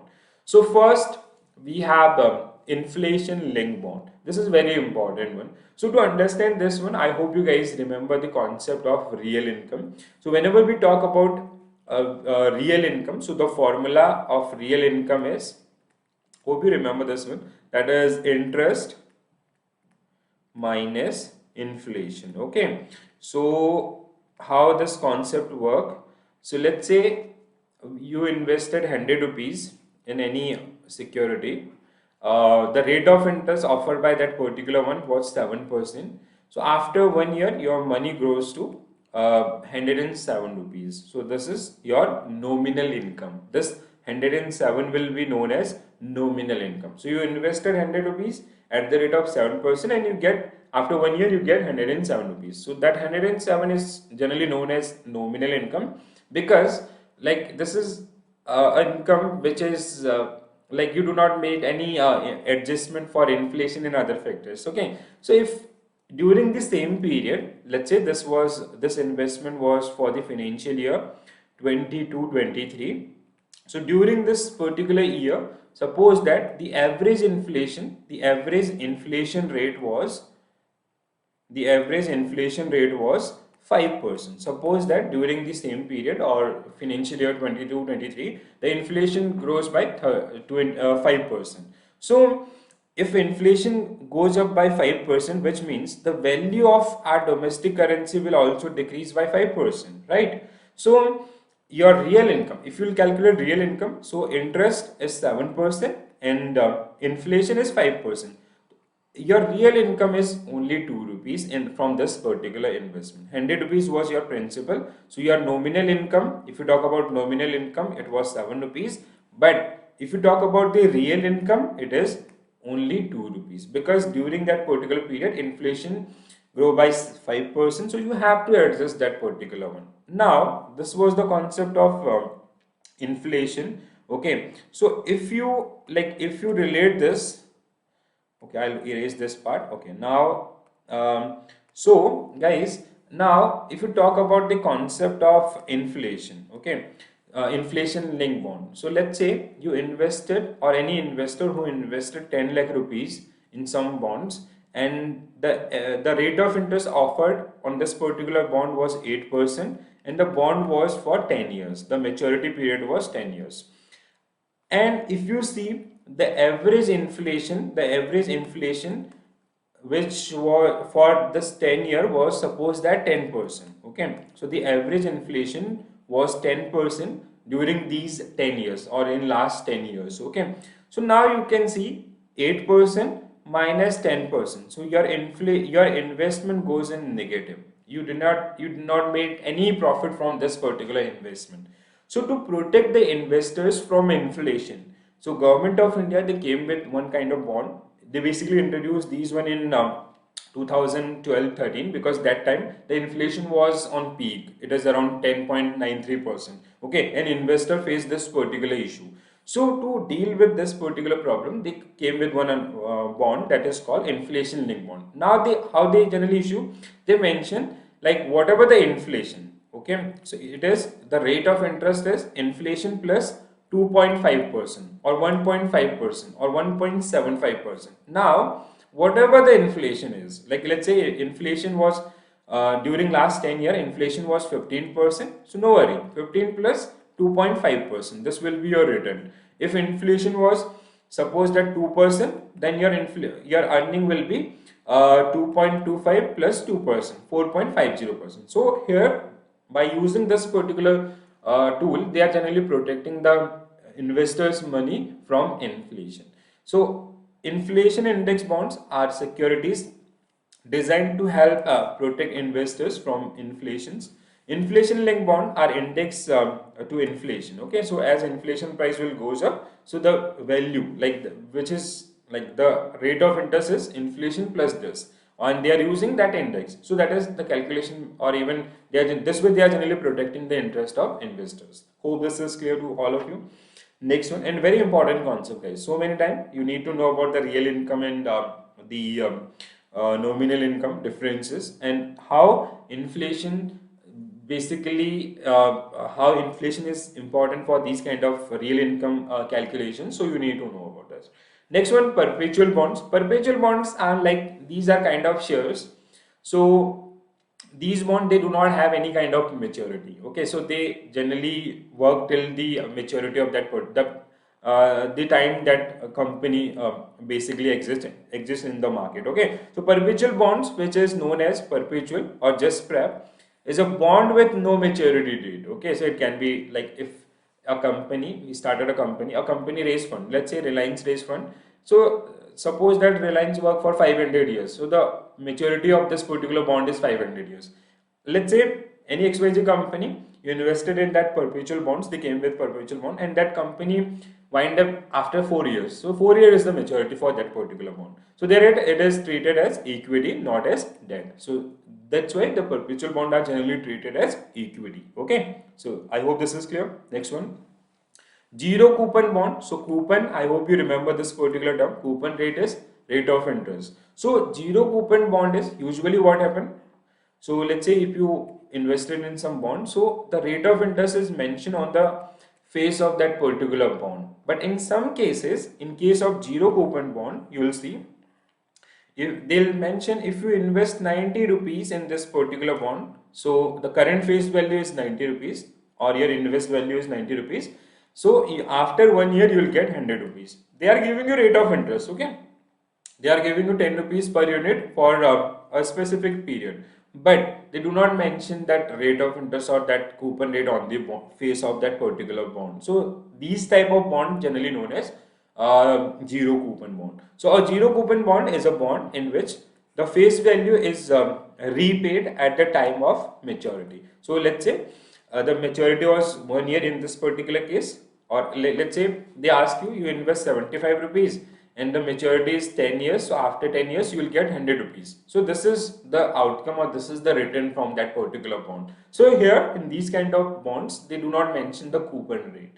It does not make a periodic interest payment. Okay, or so have called coupons. Hence, they are generally known as zero coupon. So like in other cases, in some cases you'll get annual returns, but here that things are already mentioned. You invest 75, will pay you after 10 years 100 rupees. So these kind of bonds, they are generally known as zero coupon bond. Next one guys, subordinated bonds, or it is also known as subordinated debt. So if you study company account 1 or 2, so you'll find there are a number of companies who generally raise funds in the form of subordinated debt. So this is like, this kind of debt is riskier in nature.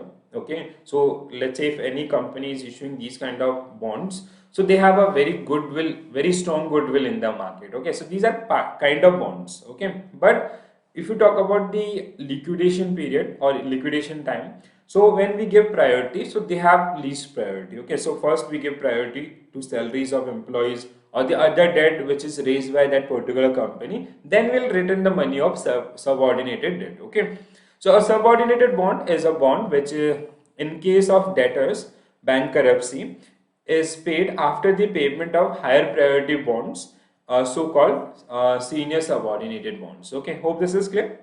They are unsecured in nature and they are high, like they are riskier in nature, and which means the rate of interest which generally interest get from these kind of bonds, which is higher as compared to other bonds. Okay, next one, optionability of bond. I hope you guys remember the call option and put option. Okay, so similarly here as well, so you have in bond, in case of bond as well, so callable, which is something related to the debtors, okay, who generally, or the borrowers who generally borrow money by using bonds. Putable, which is generally which is something related to the buyers. Okay, so in case of callable bonds, let's say a maturity period of any bond is 10 years.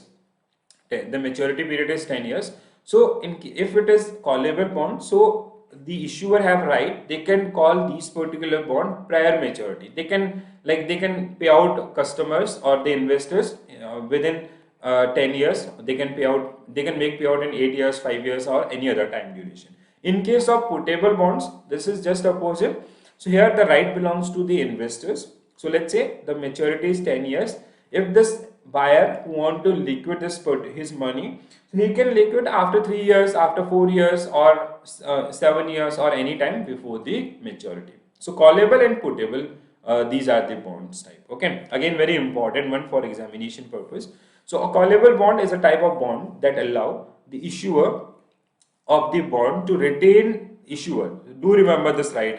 Issuer, please do remember this, right? Issuer of the bond to retain the privilege of redeeming the bond at some point before the bond reached to its maturity date. So as I gave you an example, so the maturity was 10 years, but issuer, they generally redeem that particular one in 7 year only. So that is called callable, call option. Okay, putable, if you talk about the putable bonds, so the holder or the buyer or the investor of the putable bond has a right but not an obligation. They do not have any obligation in case of callable as well as in case of putable. They do not have any obligation to redeem that particular money before the maturity period. They do have that option. Okay, so they can buy back that particular one before the maturity, but there is as such no obligation. Please do remember this.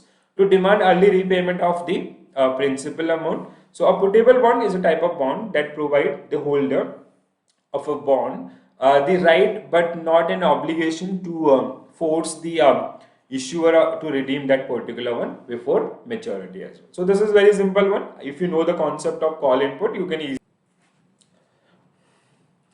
Hey guys, welcome back. So in this particular video, we are going to talk about mutual funds. Okay. So whenever we talk about mutual funds, these are basically part of capital market. Okay.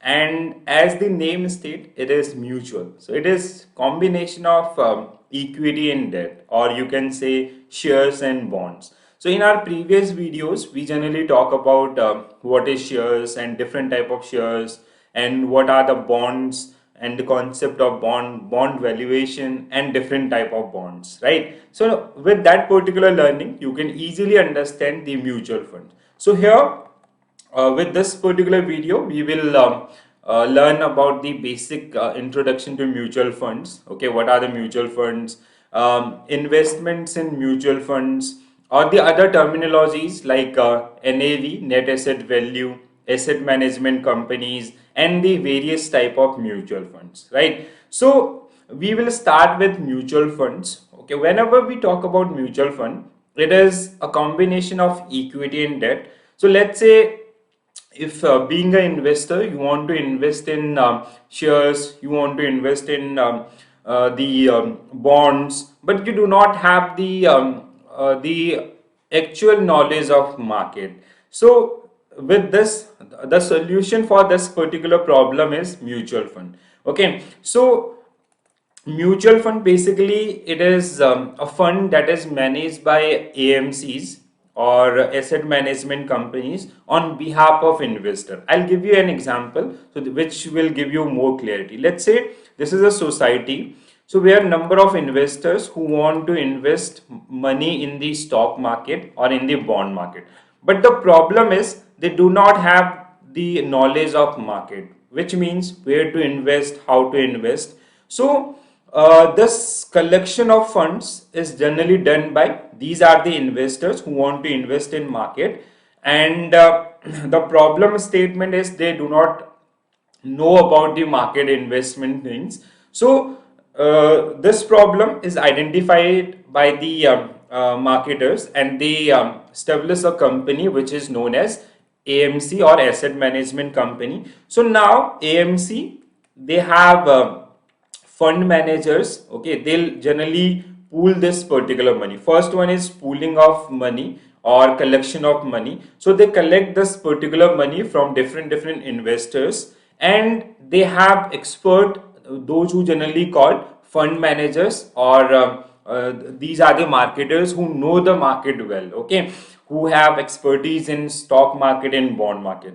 So on the behalf of investors, this money is collected by AMCs, asset management companies. Now they have fund managers for different funds, or for each and every fund they have separate fund managers. Okay, so now this fund manager will invest this particular money in the securities. Securities means shares and bonds, okay, or the combination of equity and debt. So they'll invest this particular money, or they'll invest money on behalf of these investor in the stock market, and whatever will be the return, so whatever will be the return, so that will be that can be profit, or sometime it can be loss. Okay, so whatever is the return, so they'll pass on to the investor as per their portfolio size. Okay, so basically whenever you talk about mutual fund, it's a pool of money, it's a collection of funds from investors, those who want to invest in market, but the problem was they do not know about the market.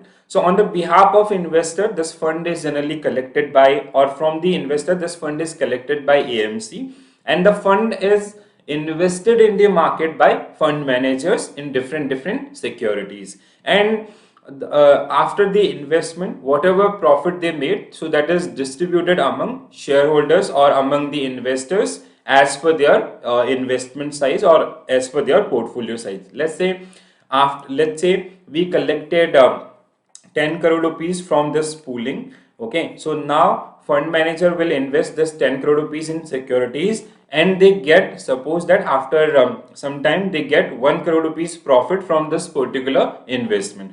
So we will or this mutual fund company will distribute this 1 crore rupees to the investor as per their portfolio size, and they'll charge some fee for this particular process. So basically mutual fund or these fund manager or AMC is generally working as an intermediary among investors and the market investments. So they have some expert with those who working with AMCs, so, or these mutual fund companies, and as per their expertise they invest that particular money in the stock market. Eventually this investment is going in shares and bonds, but they are or these fund managers, they generally fulfilling the gap of that particular knowledge.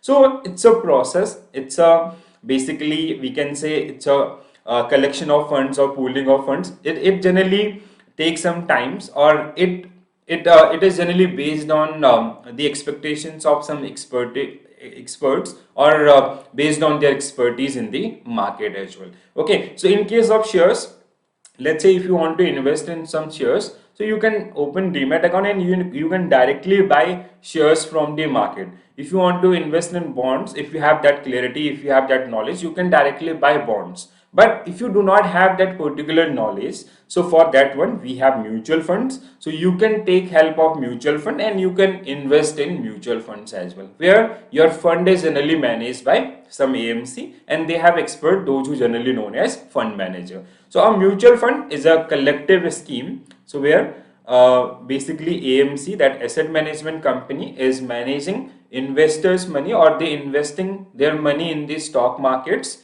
for the better return. So a mutual fund is a collective scheme, collective saving scheme.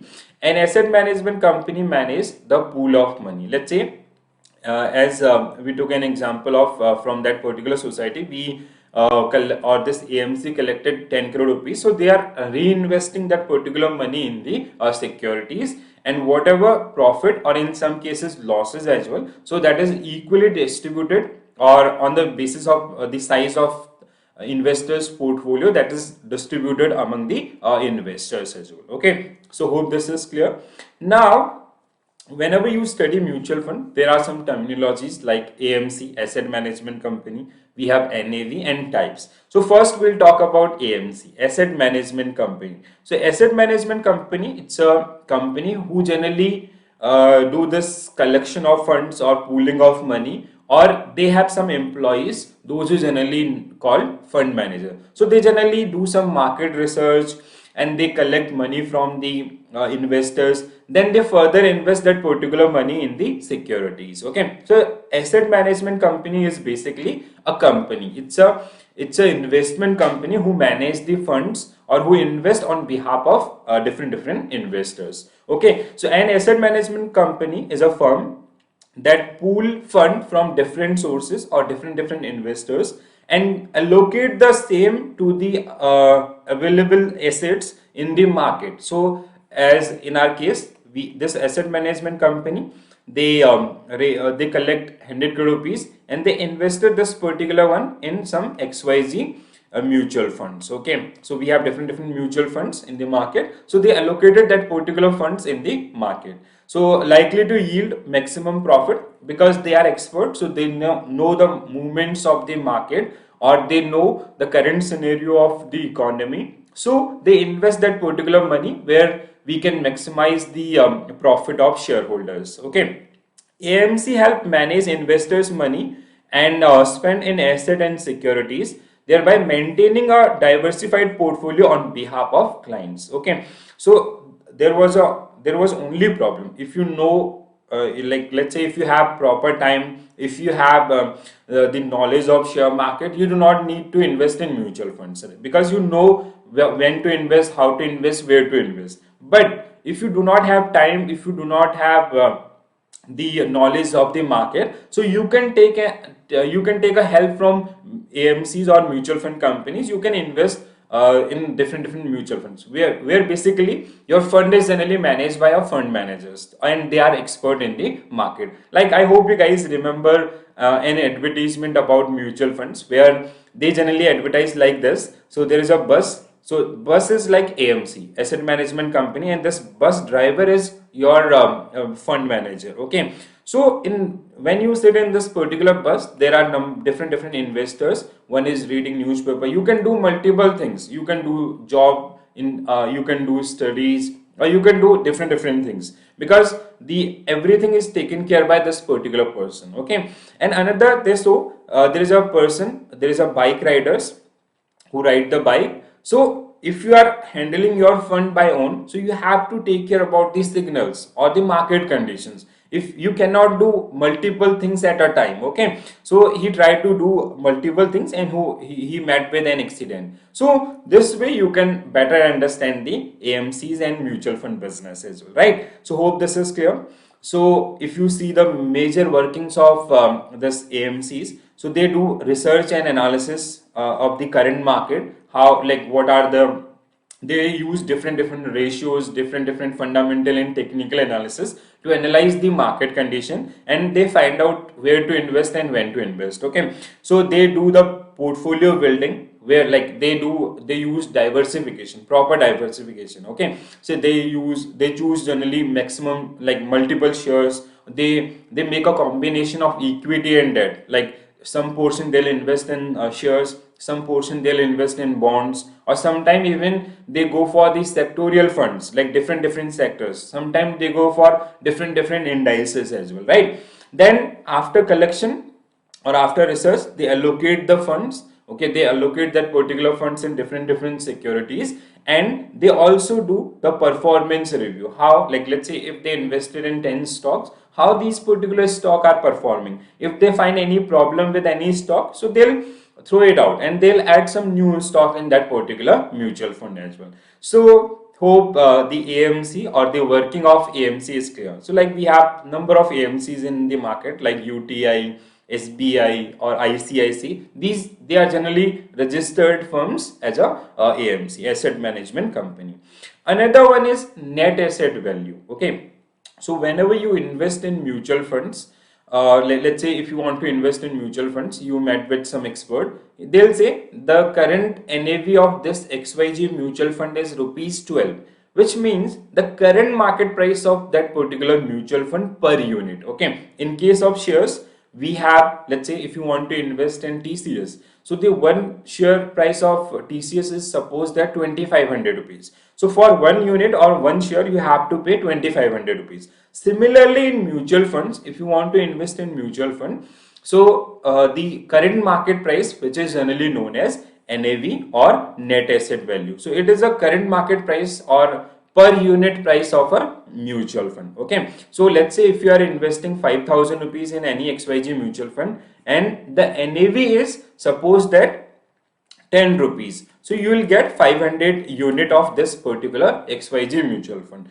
So as NAV increase, the overall portfolio size will increase. If this NAV become 10 rupees to 15 rupees, so your portfolio size will also increase. And if it become from 10 rupees it becomes 7 rupees, your portfolio size will also decrease. So similarly in shares, when share prices increase, your value of your overall portfolio will increase, and when it decrease, your value of portfolio will also decrease. Similarly here as well. So when you calculate the current market price of any mutual fund or the per unit cost of any mutual fund, that is known as NAV. So there is a formula like which is known as like total fund minus liabilities divided by total number of outstanding shares. So the outcome is your NAV.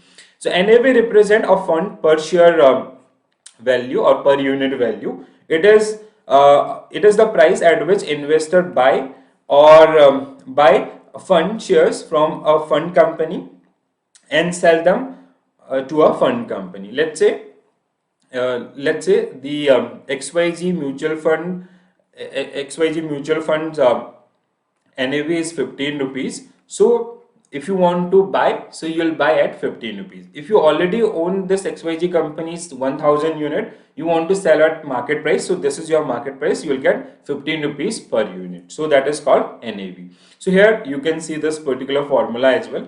So NAV equal to fund asset. So the overall collection of funds or the pool of money which investor, they generally invested in this XYZ fund, minus liabilities, the charges, okay, management fee or the other taxes and all, total number of outstanding units which is held by investor. So the outcome will be your NAV for that particular share. NAV is generally based on the market condition as well. So if there is a high demand for this particular mutual fund, which means investors are investing more money in this particular fund, so your fund asset will increase.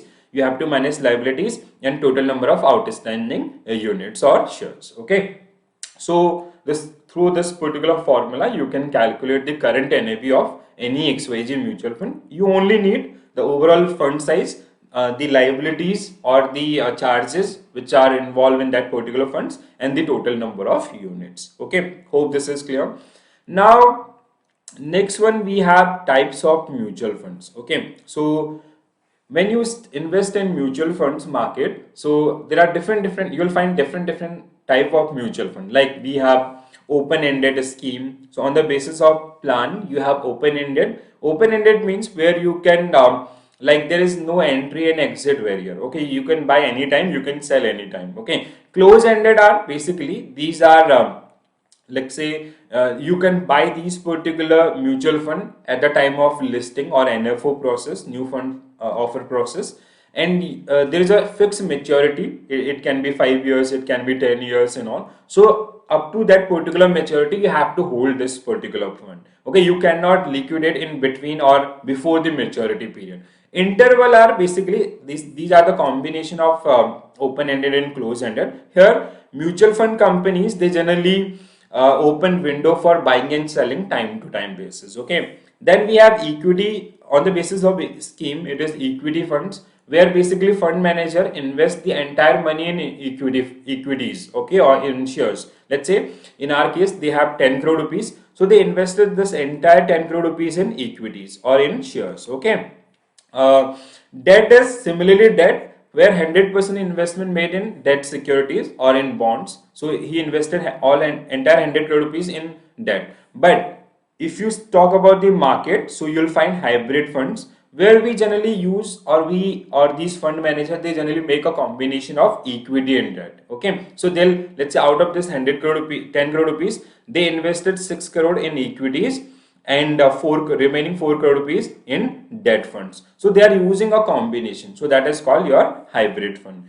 Index funds are basically where like we have different indices, like we have bank nifty, we have nifty 50, or we have top 100, top 500, or we have different areas. So we have number of indices in the market, so where fund manager are investing your money in the index. Okay, we have sectorial funds. Sectorial funds means like we have different sectors in the market, like automobile, like banking, like IT, or food, hospitality and all. So where in case of sectorial funds, the fund managers, they are generally investing that particular money in different sectors. And apart from this, you will find mutual fund on the basis of the market capitalization, where basically in the fund manager, they are investing money in different categories, like they are investing money in mid cap, they are investing money in large cap or small cap. So there are number of alternatives which are generally available in the market for the investment in mutual funds in India as well. Okay,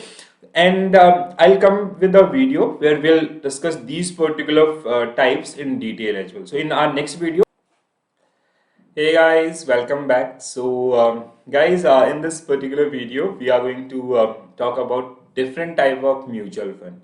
So in our previous video, we generally talk about what is mutual funds and what are the terms associated with mutual funds, like asset management company or the net asset value and all. Okay, so here in this particular video, we are going to talk about the different types, like the open-ended mutual fund, close-ended mutual funds, equity, debt and hybrid mutual funds, index funds, sectorial funds, market cap mutual funds, or the systematic investment plan and all. Okay, so to understand these particular one, I hope you already watched the previous one. So if you not, please do watch the previous video, so you will get an idea about the mutual fund. So in our previous video, we generally talk about the mutual funds. It is a collection of funds which is made by AMCs, asset management companies. AMC, though these are the companies, these are the fund management companies,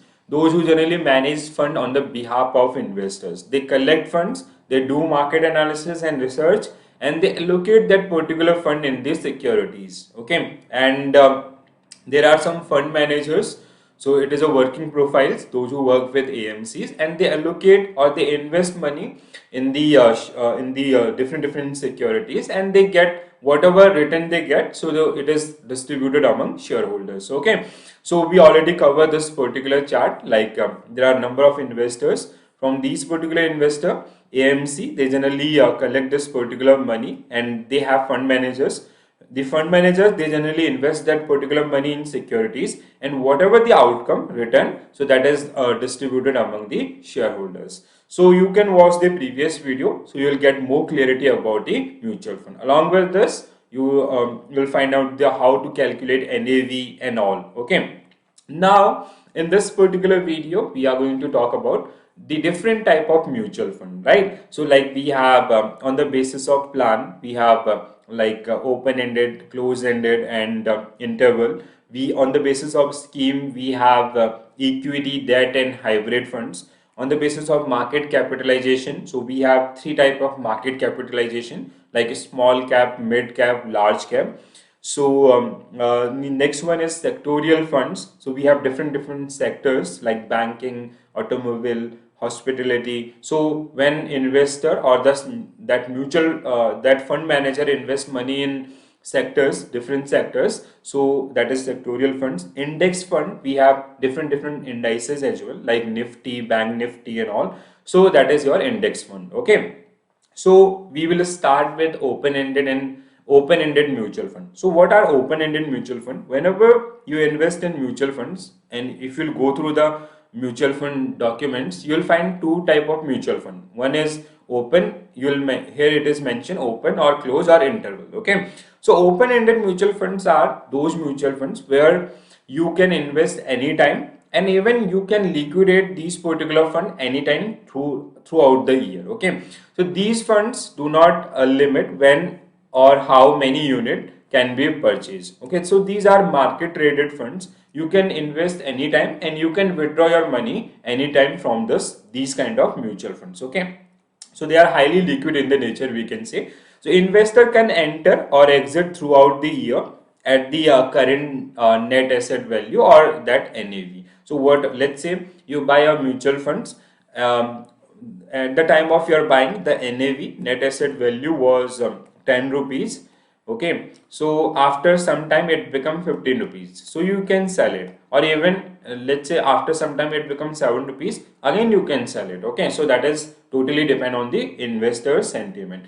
Open-ended funds are ideal for investors seeking liquidity. Let's say these type of funds are beneficial for those investors who basically need money at those who require that particular, this is a, we can say they are more liquid in nature. So let's say you invested in this particular mutual fund at the rate of 10 rupees. After some time you got some emergency, financial emergency, you need particular money. Okay, you need money for your child education, for let's say if you are making some other decision, purchasing house and all.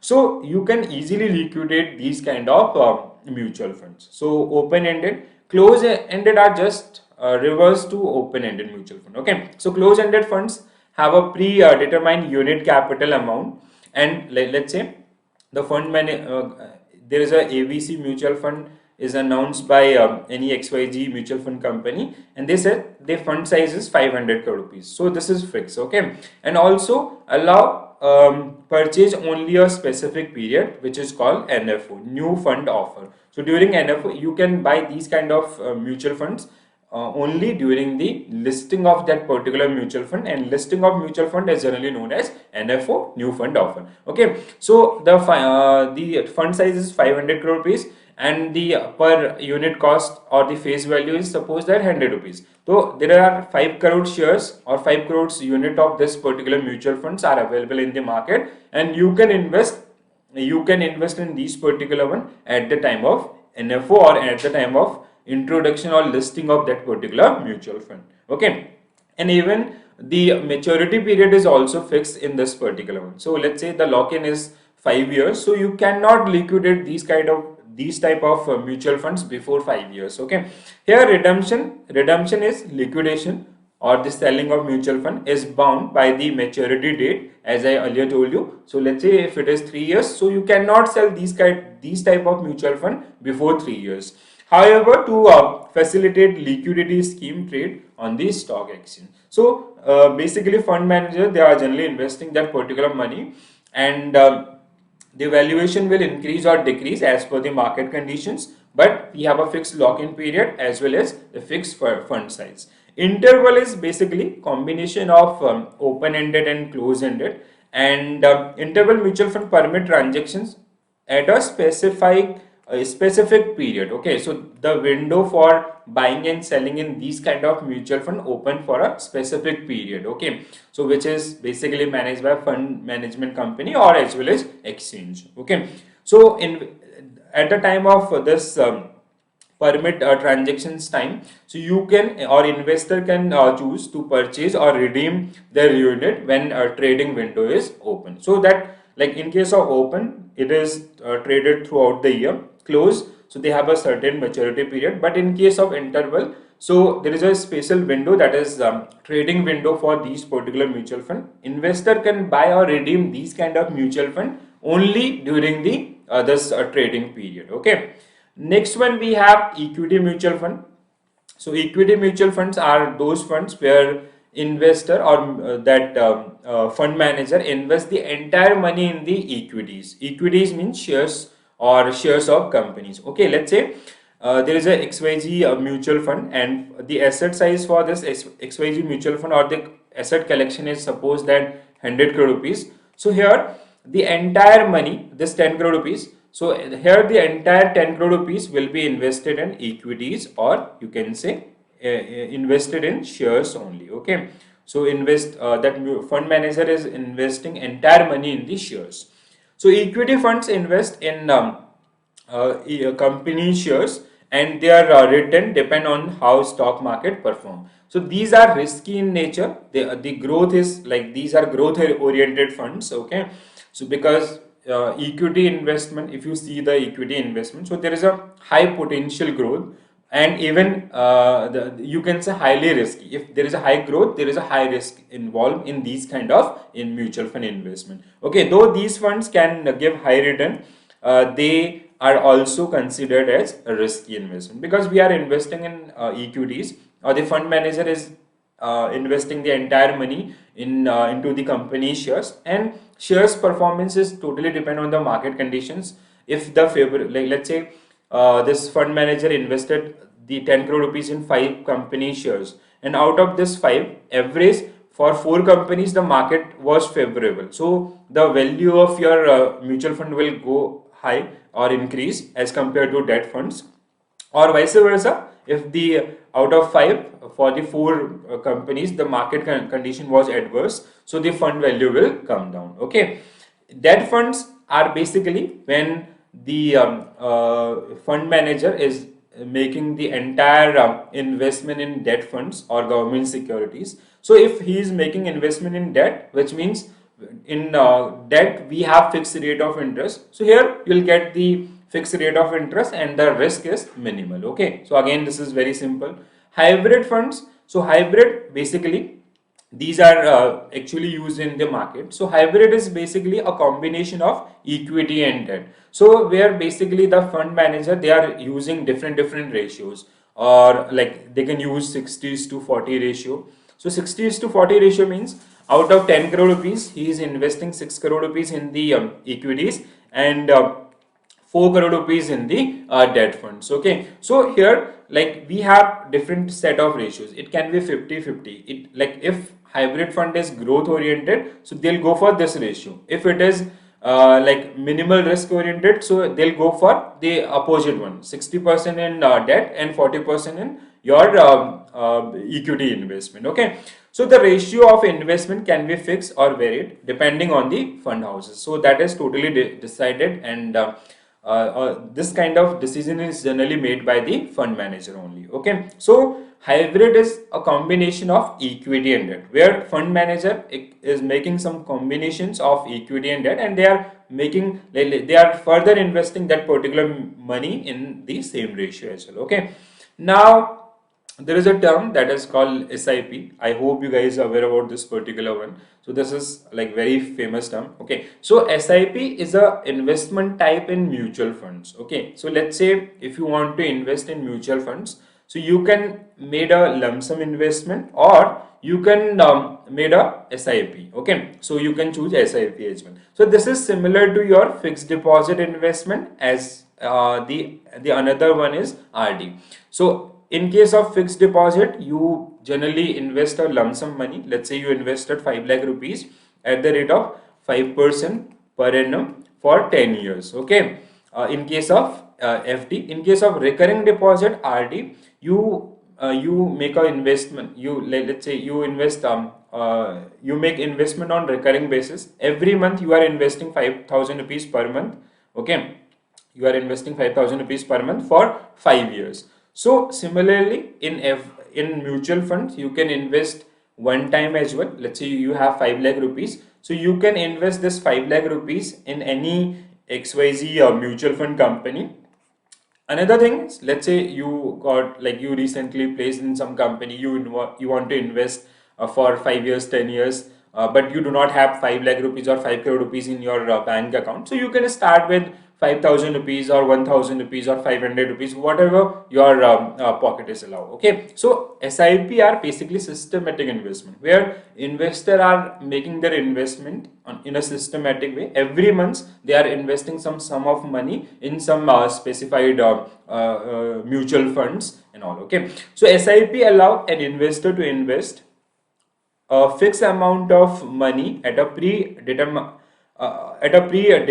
interval. It can be monthly, it can be quarterly, it can be half yearly as well as your yearly, in a selected mutual fund. Okay, so you find this XYZ mutual fund. Let's say you did some analysis in the market and you find this mutual fund, the growth of this particular mutual funds, or you find some potential in this particular mutual fund. You do not have 5 crore rupees or 5 lakh rupees in your pocket, so you cannot make the lump sum investment. So you start investing 2,000 rupees per month in this particular mutual fund for a certain time duration. Okay, so how you will get benefit from this one? So let's say you invested 2,000 rupees, and at that time the NAV was 10 rupees.